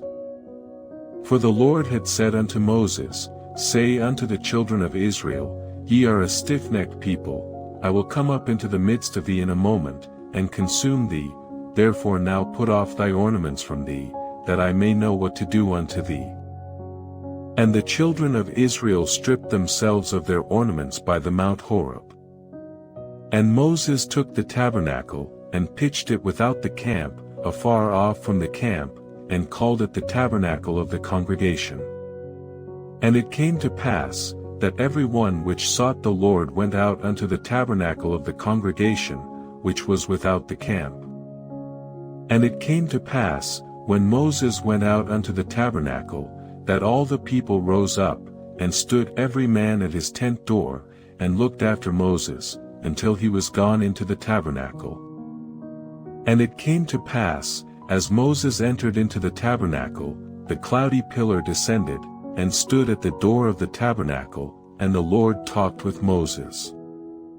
And all the people saw the cloudy pillar stand at the tabernacle door, and all the people rose up and worshipped, every man in his tent door. And the Lord spake unto Moses face to face, as a man speaketh unto his friend. And he turned again into the camp, but his servant Joshua, the son of Nun, a young man, departed not out of the tabernacle. And Moses said unto the Lord, See, thou sayest unto me, Bring up this people, and thou hast not let me know whom thou wilt send with me. Yet thou hast said, I know thee by name, and thou hast also found grace in my sight. Now therefore, I pray thee, if I have found grace in thy sight, shew me now thy way, that I may know thee, that I may find grace in thy sight, and consider that this nation is thy people. And he said, My presence shall go with thee, and I will give thee rest. And he said unto him, If thy presence go not with me, carry us not up hence. For wherein shall it be known here that I and thy people have found grace in thy sight? Is it not in that thou goest with us? So shall we be separated, I and thy people, from all the people that are upon the face of the earth. And the Lord said unto Moses, I will do this thing also that thou hast spoken, for thou hast found grace in my sight, and I know thee by name. And he said, I beseech thee, shew me thy glory. And he said, I will make all my goodness pass before thee, and I will proclaim the name of the Lord before thee, and will be gracious to whom I will be gracious, and will shew mercy on whom I will shew mercy. And he said, Thou canst not see my face, for there shall no man see me, and live. And the Lord said, Behold, there is a place by me, and thou shalt stand upon a rock. And it shall come to pass, while my glory passeth by, that I will put thee in a cleft of the rock, and will cover thee with my hand while I pass by. And I will take away mine hand, and thou shalt see my back parts, but my face shall not be seen. Chapter 34. And the Lord said unto Moses, Hew thee 2 tables of stone like unto the first, and I will write upon these tables the words that were in the first tables, which thou breakest. And be ready in the morning, and come up in the morning unto Mount Sinai, and present thyself there to me in the top of the mount. And no man shall come up with thee, neither let any man be seen throughout all the mount, neither let the flocks nor herds feed before that mount. And he hewed 2 tables of stone like unto the first, and Moses rose up early in the morning, and went up unto Mount Sinai, as the Lord had commanded him, and took in his hand the 2 tables of stone. And the Lord descended in the cloud, and stood with him there, and proclaimed the name of the Lord. And the Lord passed by before him, and proclaimed, The Lord God, merciful and gracious, long-suffering, and abundant in goodness and truth, keeping mercy for thousands, forgiving iniquity and transgression and sin, and that will by no means clear the guilty, visiting the iniquity of the fathers upon the children, and upon the children's children, unto the 3rd and to the 4th generation. And Moses made haste, and bowed his head toward the earth, and worshipped. And he said, If now I have found grace in thy sight, O Lord, let my Lord, I pray thee, go among us, for it is a stiff-necked people, and pardon our iniquity and our sin, and take us for thine inheritance. And he said, Behold, I make a covenant, before all thy people I will do marvels, such as have not been done in all the earth, nor in any nation, and all the people among which thou art shall see the work of the Lord, for it is a terrible thing that I will do with thee. Observe thou that which I command thee this day. Behold, I drive out before thee the Amorite, and the Canaanite, and the Hittite, and the Perizzite, and the Hivite, and the Jebusite. Take heed to thyself, lest thou make a covenant with the inhabitants of the land whither thou goest, lest it be for a snare in the midst of thee. But ye shall destroy their altars, break their images, and cut down their groves. For thou shalt worship no other God, for the Lord, whose name is jealous, is a jealous God. Lest thou make a covenant with the inhabitants of the land, and they go a-whoring after their gods, and do sacrifice unto their gods, and one call thee, and thou eat of his sacrifice. And thou take of their daughters unto thy sons, and their daughters go a-whoring after their gods, and make thy sons go a-whoring after their gods. Thou shalt make thee no molten gods. The feast of unleavened bread shalt thou keep. 7 days thou shalt eat unleavened bread, as I commanded thee, in the time of the month Abib, for in the month Abib thou camest out from Egypt. All that openeth the matrix is mine, and every firstling among thy cattle, whether ox or sheep, that is male. But the firstling of an ass thou shalt redeem with a lamb, and if thou redeem him not, then shalt thou break his neck. All the firstborn of thy sons thou shalt redeem. And none shall appear before me empty. 6 days thou shalt work, but on the 7th day thou shalt rest, in earing time and in harvest thou shalt rest. And thou shalt observe the feast of weeks, of the firstfruits of wheat harvest, and the feast of ingathering at the year's end. Thrice in the year shall all your men children appear before the Lord God, the God of Israel. For I will cast out the nations before thee, and enlarge thy borders, neither shall any man desire thy land, when thou shalt go up to appear before the Lord thy God thrice in the year. Thou shalt not offer the blood of my sacrifice with leaven, neither shall the sacrifice of the feast of the Passover be left unto the morning. The first of the firstfruits of thy land thou shalt bring unto the house of the Lord thy God. Thou shalt not see the kid in his mother's milk. And the Lord said unto Moses, Write thou these words, for after the tenor of these words I have made a covenant with thee and with Israel. And he was there with the Lord 40 days and 40 nights, he did neither eat bread, nor drink water. And he wrote upon the tables the words of the covenant, the 10 commandments. And it came to pass, when Moses came down from Mount Sinai with the 2 tables of testimony in Moses' hand, when he came down from the mount, that Moses wist not that the skin of his face shone while he talked with him. And when Aaron and all the children of Israel saw Moses, behold, the skin of his face shone, and they were afraid to come nigh him. And Moses called unto them, and Aaron and all the rulers of the congregation returned unto him, and Moses talked with them. And afterward all the children of Israel came nigh, and he gave them in commandment all that the Lord had spoken with him in Mount Sinai. And till Moses had done speaking with them, he put a veil on his face. But when Moses went in before the Lord to speak with him, he took the veil off, until he came out. And he came out, and spake unto the children of Israel that which he was commanded. And the children of Israel saw the face of Moses, that the skin of Moses' face shone, and Moses put the veil upon his face again, until he went in to speak with him. Chapter 35. And Moses gathered all the congregation of the children of Israel together, and said unto them, These are the words which the Lord hath commanded, that ye should do them. 6 days shall work be done, but on the 7th day there shall be to you an holy day, a Sabbath of rest to the Lord, whosoever doeth work therein shall be put to death. Ye shall kindle no fire throughout your habitations upon the Sabbath day.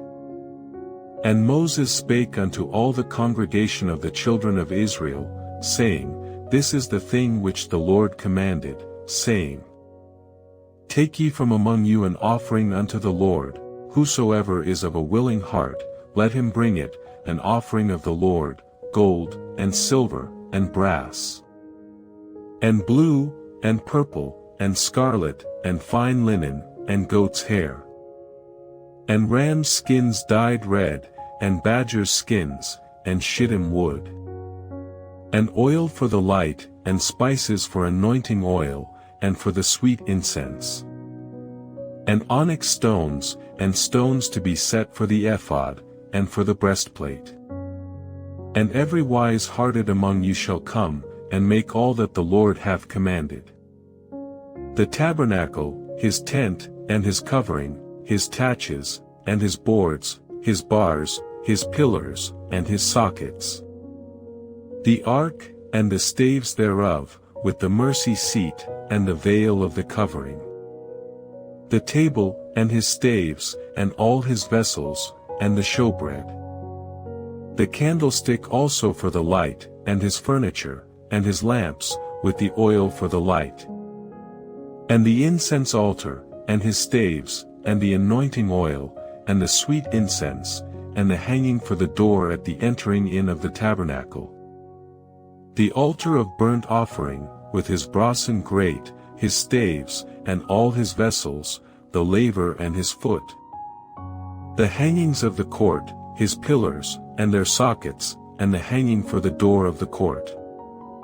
The pins of the tabernacle, and the pins of the court, and their cords. The cloths of service, to do service in the holy place, the holy garments for Aaron the priest, and the garments of his sons, to minister in the priest's office. And all the congregation of the children of Israel departed from the presence of Moses. And they came, every one whose heart stirred him up, and every one whom his spirit made willing, and they brought the Lord's offering to the work of the tabernacle of the congregation, and for all his service, and for the holy garments. And they came, both men and women, as many as were willing-hearted, and brought bracelets, and earrings, and rings, and tablets, all jewels of gold, and every man that offered an offering of gold unto the Lord. And every man, with whom was found blue, and purple, and scarlet, and fine linen, and goat's hair, and red skins of rams, and badgers' skins, brought them. Every one that did offer an offering of silver and brass brought the Lord's offering, and every man, with whom was found shittim wood for any work of the service, brought it. And all the women that were wise-hearted did spin with their hands, and brought that which they had spun, both of blue, and of purple, and of scarlet, and of fine linen. And all the women whose hearts stirred them up in wisdom spun goat's hair. And the rulers brought onyx stones, and stones to be set, for the ephod, and for the breastplate. And spice, and oil for the light, and for the anointing oil, and for the sweet incense. The children of Israel brought a willing offering unto the Lord, every man and woman, whose heart made them willing to bring for all manner of work, which the Lord had commanded to be made by the hand of Moses. And Moses said unto the children of Israel, See, the Lord hath called by name Bezaleel the son of Uri, the son of Hur, of the tribe of Judah. And he hath filled him with the Spirit of God, in wisdom, in understanding, and in knowledge, and in all manner of workmanship. And to devise curious works, to work in gold, and in silver, and in brass. And in the cutting of stones, to set them, and in carving of wood, to make any manner of cunning work. And he hath put in his heart that he may teach, both he, and Aholiab, the son of Ahisamach, of the tribe of Dan.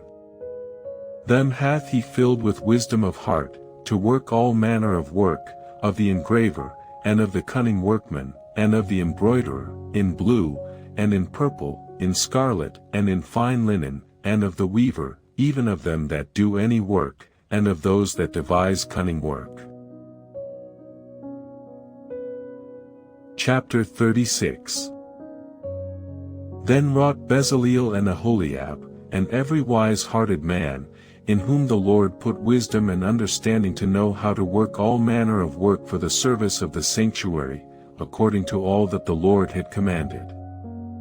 And Moses called Bezaleel and Aholiab, and every wise-hearted man, in whose heart the Lord had put wisdom, even every one whose heart stirred him up to come unto the work to do it. And they received of Moses all the offering, which the children of Israel had brought for the work of the service of the sanctuary, to make it withal. And they brought yet unto him free offerings every morning. And all the wise men, that wrought all the work of the sanctuary, came every man from his work which they made. And they spake unto Moses, saying, The people bring much more than enough for the service of the work, which the Lord commanded to make. And Moses gave commandment, and they caused it to be proclaimed throughout the camp, saying, Let neither man nor woman make any more work for the offering of the sanctuary. So the people were restrained from bringing. For the stuff they had was sufficient for all the work to make it, and too much.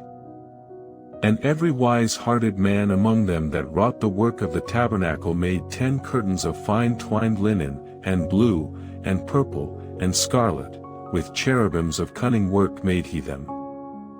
The length of one curtain was 28 cubits, and the breadth of one curtain 4 cubits, the curtains were all of one size. And he coupled the 5 curtains one unto another, and the other 5 curtains he coupled one unto another. And he made loops of blue on the edge of one curtain from the selvage in the coupling, likewise he made in the uttermost side of another curtain, in the coupling of the second. 50 loops made he in one curtain, and 50 loops made he in the edge of the curtain which was in the coupling of the second, the loops held one curtain to another. And he made 50 taches of gold, and coupled the curtains one unto another with the taches, so it became one tabernacle. And he made curtains of goat's hair for the tent over the tabernacle, 11 curtains he made them. The length of one curtain was 30 cubits, and 4 cubits was the breadth of one curtain, the 11 curtains were of one size. And he coupled 5 curtains by themselves, and 6 curtains by themselves. And he made 50 loops upon the uttermost edge of the curtain in the coupling, and 50 loops made he upon the edge of the curtain which coupleth the second. And he made 50 taches of brass to couple the tent together, that it might be one. And he made a covering for the tent of rams' skins dyed red, and a covering of badgers' skins above that. And he made boards for the tabernacle of shittim wood, standing up. The length of a board was 10 cubits, and the breadth of a board 1 cubit and a half. One board had 2 tenons, equally distant one from another, thus did he make for all the boards of the tabernacle. And he made boards for the tabernacle, 20 boards for the south side southward. And 40 sockets of silver he made under the 20 boards, 2 sockets under one board for his 2 tenons, and 2 sockets under another board for his 2 tenons. And for the other side of the tabernacle, which is toward the north corner, he made 20 boards. And there 40 sockets of silver, 2 sockets under one board, and 2 sockets under another board. And for the sides of the tabernacle westward he made 6 boards. And 2 boards made he for the corners of the tabernacle in the 2 sides. And they were coupled beneath, and coupled together at the head thereof, to one ring, thus he did to both of them in both the corners. And there were 8 boards, and their sockets were 16 sockets of silver, under every board 2 sockets. And he made bars of shittim wood, 5 for the boards of the one side of the tabernacle, and 5 bars for the boards of the other side of the tabernacle, and 5 bars for the boards of the tabernacle for the sides westward. And he made the middle bar to shoot through the boards from the one end to the other. And he overlaid the boards with gold, and made their rings of gold to be places for the bars, and overlaid the bars with gold. And he made a veil of blue, and purple, and scarlet, and fine twined linen, with cherubims made he it of cunning work. And he made thereunto 4 pillars of shittim wood, and overlaid them with gold, their hooks were of gold, and he cast for them 4 sockets of silver. And he made an hanging for the tabernacle door of blue, and purple, and scarlet, and fine twined linen, of needlework. And the 5 pillars of it with their hooks, and he overlaid their chapiters and their fillets with gold, but their 5 sockets were of brass. Chapter 37. And Bezaleel made the ark of shittim wood, 2 cubits and a half was the length of it, and a cubit and a half the breadth of it, and a cubit and a half the height of it. And he overlaid it with pure gold within and without, and made a crown of gold to it round about. And he cast for it 4 rings of gold, to be set by the 4 corners of it, even 2 rings upon the one side of it, and 2 rings upon the other side of it. And he made staves of shittim wood, and overlaid them with gold. And he put the staves into the rings by the sides of the ark, to bear the ark. And he made the mercy seat of pure gold, 2 cubits and a half was the length thereof, and 1 cubit and a half the breadth thereof. And he made 2 cherubims of gold, beaten out of 1 piece made he them, on the 2 ends of the mercy seat. 1 cherub on the end on this side, and another cherub on the other end on that side, out of the mercy seat made he the cherubims on the 2 ends thereof. And the cherubim spread out their wings on high, and covered with their wings over the mercy seat, with their faces one to another, even to the mercy seat ward were the faces of the cherubims. And he made the table of shittim wood, 2 cubits was the length thereof, and a cubit the breadth thereof, and a cubit and a half the height thereof. And he overlaid it with pure gold, and made thereunto a crown of gold round about. Also he made thereunto a border of an handbreadth round about, and made a crown of gold for the border thereof round about. And he cast for it 4 rings of gold, and put the rings upon the 4 corners that were in the 4 feet thereof. Over against the border were the rings, the places for the staves to bear the table. And he made the staves of shittim wood, and overlaid them with gold, to bear the table. And he made the vessels which were upon the table, his dishes, and his spoons, and his bowls, and his covers to cover withal, of pure gold.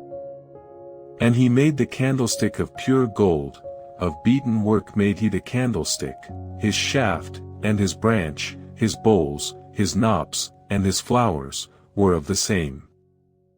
And 6 branches going out of the sides thereof, 3 branches of the candlestick out of the one side thereof, and 3 branches of the candlestick out of the other side thereof. 3 bowls made after the fashion of almonds in one branch, a knop and a flower, and 3 bowls made like almonds in another branch, a knop and a flower, so throughout the 6 branches going out of the candlestick. And in the candlestick were 4 bowls made like almonds, his knops, and his flowers. And a knop under 2 branches of the same, and a knop under 2 branches of the same, and a knop under 2 branches of the same, according to the 6 branches going out of it. Their knops and their branches were of the same, all of it was one beaten work of pure gold. And he made his 7 lamps, and his snuffers, and his snuff dishes, of pure gold. Of a talent of pure gold made he it, and all the vessels thereof. And he made the incense altar of shittim wood, the length of it was a cubit, and the breadth of it a cubit, it was 4 square, and 2 cubits was the height of it, the horns thereof were of the same.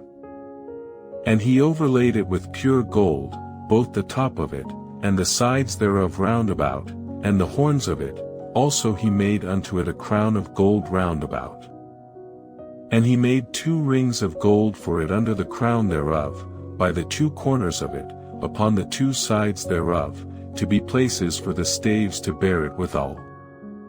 And he made the staves of shittim wood, and overlaid them with gold. And he made the holy anointing oil, and the pure incense of sweet spices, according to the work of the apothecary. Chapter 38. And he made the altar of burnt offering of shittim wood, 5 cubits was the length thereof, and 5 cubits the breadth thereof, it was foursquare, and 3 cubits the height thereof. And he made the horns thereof on the 4 corners of it, the horns thereof were of the same, and he overlaid it with brass. And he made all the vessels of the altar, the pots, and the shovels, and the basins, and the flesh hooks, and the fire pans, all the vessels thereof made he of brass. And he made for the altar a brassen grate of network under the compass thereof beneath unto the midst of it. And he cast 4 rings for the 4 ends of the grate of brass, to be places for the staves. And he made the staves of shittim wood, and overlaid them with brass. And he put the staves into the rings on the sides of the altar, to bear it withal. He made the altar hollow with boards. And he made the laver of brass, and the foot of it of brass, of the looking glasses of the women assembling, which assembled at the door of the tabernacle of the congregation. And he made the court, on the south side southward the hangings of the court were of fine twined linen, 100 cubits. Their pillars were 20, and their brassen sockets 20, the hooks of the pillars and their fillets were of silver. And for the north side the hangings were 100 cubits, their pillars were 20, and their sockets of brass 20, the hooks of the pillars and their fillets of silver. And for the west side were hangings of 50 cubits, their pillars 10, and their sockets 10, the hooks of the pillars and their fillets of silver. And for the east side eastward 50 cubits. The hangings of the one side of the gate were 15 cubits, their pillars 3, and their sockets 3. And for the other side of the court gate, on this hand and that hand, were hangings of 15 cubits, their pillars 3, and their sockets 3. All the hangings of the court round about were of fine twined linen. And the sockets for the pillars were of brass, the hooks of the pillars and their fillets of silver, and the overlaying of their chapiters of silver, and all the pillars of the court were filleted with silver. And the hanging for the gate of the court was needlework, of blue, and purple, and scarlet, and fine twined linen, and 20 cubits was the length, and the height in the breadth was 5 cubits, answerable to the hangings of the court. And their pillars were 4, and their sockets of brass 4, their hooks of silver, and the overlaying of their chapiters and their fillets of silver. And all the pins of the tabernacle, and of the court round about, were of brass. This is the sum of the tabernacle, even of the tabernacle of testimony, as it was counted, according to the commandment of Moses, for the service of the Levites, by the hand of Ithamar, son to Aaron the priest. And Bezaleel the son of Uri, the son of Hur, of the tribe of Judah, made all that the Lord commanded Moses. And with him was Aholiab, son of Ahisamach, of the tribe of Dan, an engraver, and a cunning workman, and an embroiderer in blue, and in purple, and in scarlet, and fine linen. All the gold that was occupied for the work in all the work of the holy place, even the gold of the offering, was 29 talents, and 730 shekels, after the shekel of the sanctuary. And the silver of them that were numbered of the congregation was 100 talents, and 1,760 shekels, after the shekel of the sanctuary. A bekah for every man, that is, half a shekel, after the shekel of the sanctuary, for every one that went to be numbered, from 20 years old and upward, for 600,000 and 3,550 men. And of the 100 talents of silver were cast the sockets of the sanctuary, and the sockets of the veil, and 100 sockets of the 100 talents, a talent for a socket. And of the 1,770 and 5 shekels he made hooks for the pillars, and overlaid their chapiters, and filleted them. And the brass of the offering was 70 talents, and 2,400 shekels. And therewith he made the sockets to the door of the tabernacle of the congregation, and the brasen altar, and the brasen grate for it, and all the vessels of the altar. And the sockets of the court round about, and the sockets of the court gate, and all the pins of the tabernacle, and all the pins of the court round about. Chapter 39. And of the blue, and purple, and scarlet, they made cloths of service, to do service in the holy place, and made the holy garments for Aaron, as the Lord commanded Moses. And he made the ephod of gold, blue, and purple, and scarlet, and fine twined linen. And they did beat the gold into thin plates, and cut it into wires, to work it in the blue, and in the purple, and in the scarlet, and in the fine linen, with cunning work. They made shoulder pieces for it, to couple it together, by the 2 edges was it coupled together. And the curious girdle of his ephod, that was upon it, was of the same, according to the work thereof, of gold, blue, and purple, and scarlet, and fine twined linen, as the Lord commanded Moses. And they wrought onyx stones enclosed in ouches of gold, graven, as signets are graven, with the names of the children of Israel. And he put them on the shoulders of the ephod, that they should be stones for a memorial to the children of Israel, as the Lord commanded Moses. And he made the breastplate of cunning work, like the work of the ephod, of gold, blue, and purple, and scarlet, and fine twined linen. It was 4 square, they made the breastplate double, a span was the length thereof, and a span the breadth thereof, being doubled.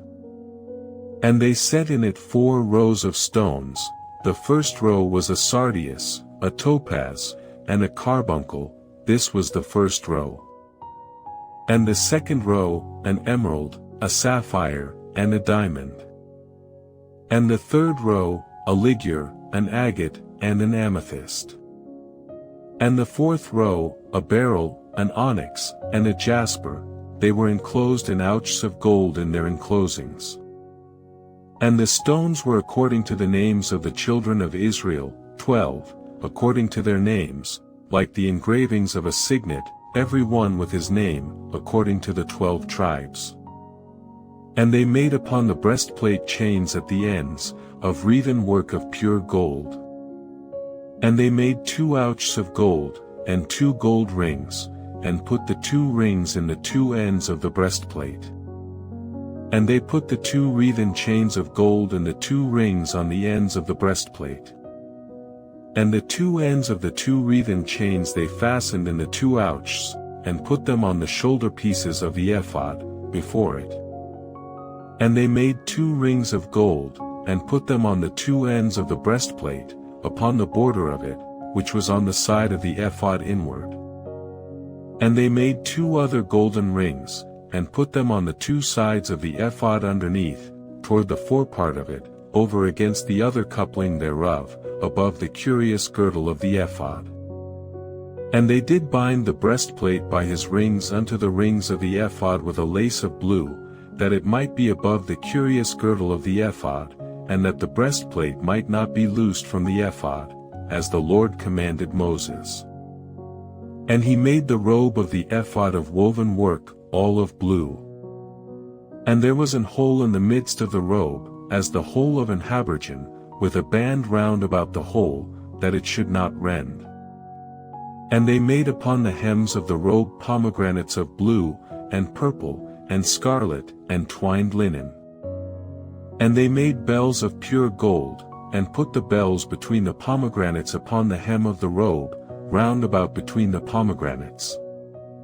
A bell and a pomegranate, a bell and a pomegranate, round about the hem of the robe to minister in, as the Lord commanded Moses. And they made coats of fine linen of woven work for Aaron, and for his sons. And a mitre of fine linen, and goodly bonnets of fine linen, and linen breeches of fine twined linen. And a girdle of fine twined linen, and blue, and purple, and scarlet, of needlework, as the Lord commanded Moses.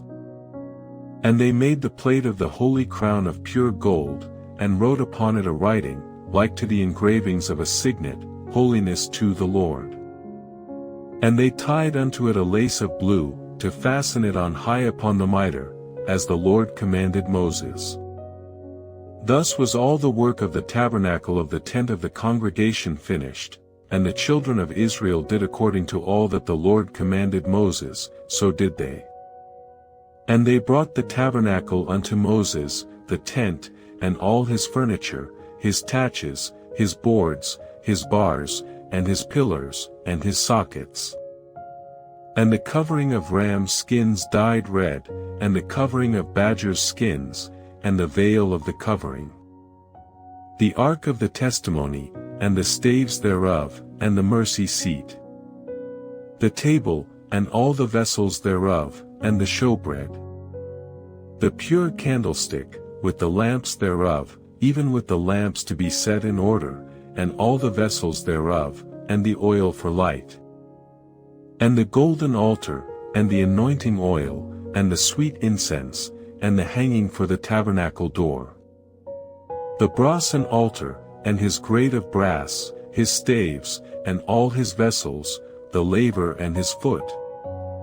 The hangings of the court, his pillars, and his sockets, and the hanging for the court gate, his cords, and his pins, and all the vessels of the service of the tabernacle, for the tent of the congregation.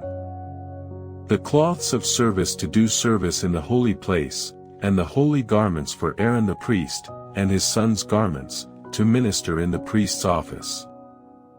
According to all that the Lord commanded Moses, so the children of Israel made all the work. And Moses did look upon all the work, and, behold, they have done it as the Lord had commanded, even so had they done it, and Moses blessed them. Chapter 40. And the Lord spake unto Moses, saying, On the first day of the first month shalt thou set up the tabernacle of the tent of the congregation.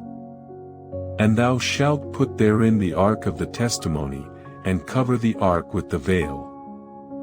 And thou shalt bring in the table, and set in order the things that are to be set in order upon it, and thou shalt bring in the candlestick, and light the lamps thereof.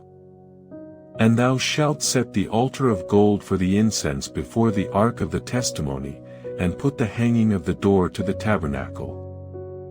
And thou shalt set the altar of the burnt offering before the door of the tabernacle of the tent of the congregation. And thou shalt set the laver between the tent of the congregation and the altar, and shalt put water therein. And thou shalt set up the court round about, and hang up the hanging at the court gate. And thou shalt take the anointing oil, and anoint the tabernacle, and all that is therein, and shalt hallow it, and all the vessels thereof, and it shall be holy. And thou shalt anoint the altar of the burnt offering, and all his vessels, and sanctify the altar, and it shall be an altar most holy. And thou shalt anoint the laver and his foot, and sanctify it. And thou shalt bring Aaron and his sons unto the door of the tabernacle of the congregation, and wash them with water. And thou shalt put upon Aaron the holy garments, and anoint him, and sanctify him, that he may minister unto me in the priest's office. And thou shalt bring his sons, and clothe them with coats. And thou shalt anoint them, as thou didst anoint their father, that they may minister unto me in the priest's office, for their anointing shall surely be an everlasting priesthood throughout their generations. Thus did Moses, according to all that the Lord commanded him, so did he. And it came to pass in the 1st month in the 2nd year, on the 1st day of the month, that the tabernacle was reared up. And Moses reared up the tabernacle, and fastened his sockets, and set up the boards thereof, and put in the bars thereof, and reared up his pillars. And he spread abroad the tent over the tabernacle, and put the covering of the tent above upon it, as the Lord commanded Moses. And he took and put the testimony into the ark, and set the staves on the ark, and put the mercy seat above upon the ark. And he brought the ark into the tabernacle, and set up the veil of the covering, and covered the ark of the testimony, as the Lord commanded Moses. And he put the table in the tent of the congregation, upon the side of the tabernacle northward, without the veil. And he set the bread in order upon it before the Lord, as the Lord had commanded Moses. And he put the candlestick in the tent of the congregation, over against the table, on the side of the tabernacle southward. And he lighted the lamps before the Lord, as the Lord commanded Moses. And he put the golden altar in the tent of the congregation before the veil. And he burnt sweet incense thereon, as the Lord commanded Moses. And he set up the hanging at the door of the tabernacle. And he put the altar of burnt offering by the door of the tabernacle of the tent of the congregation, and offered upon it the burnt offering and the meat offering, as the Lord commanded Moses. And he set the laver between the tent of the congregation and the altar, and put water there, to wash withal. And Moses and Aaron and his sons washed their hands and their feet thereat. When they went into the tent of the congregation, and when they came near unto the altar, they washed, as the Lord commanded Moses. And he reared up the court round about the tabernacle and the altar, and set up the hanging of the court gate. So Moses finished the work. Then a cloud covered the tent of the congregation, and the glory of the Lord filled the tabernacle. And Moses was not able to enter into the tent of the congregation, because the cloud abode thereon, and the glory of the Lord filled the tabernacle. And when the cloud was taken up from over the tabernacle, the children of Israel went onward in all their journeys. But if the cloud were not taken up, then they journeyed not till the day that it was taken up. For the cloud of the Lord was upon the tabernacle by day, and fire was on it by night, in the sight of all the house of Israel, throughout all their journeys.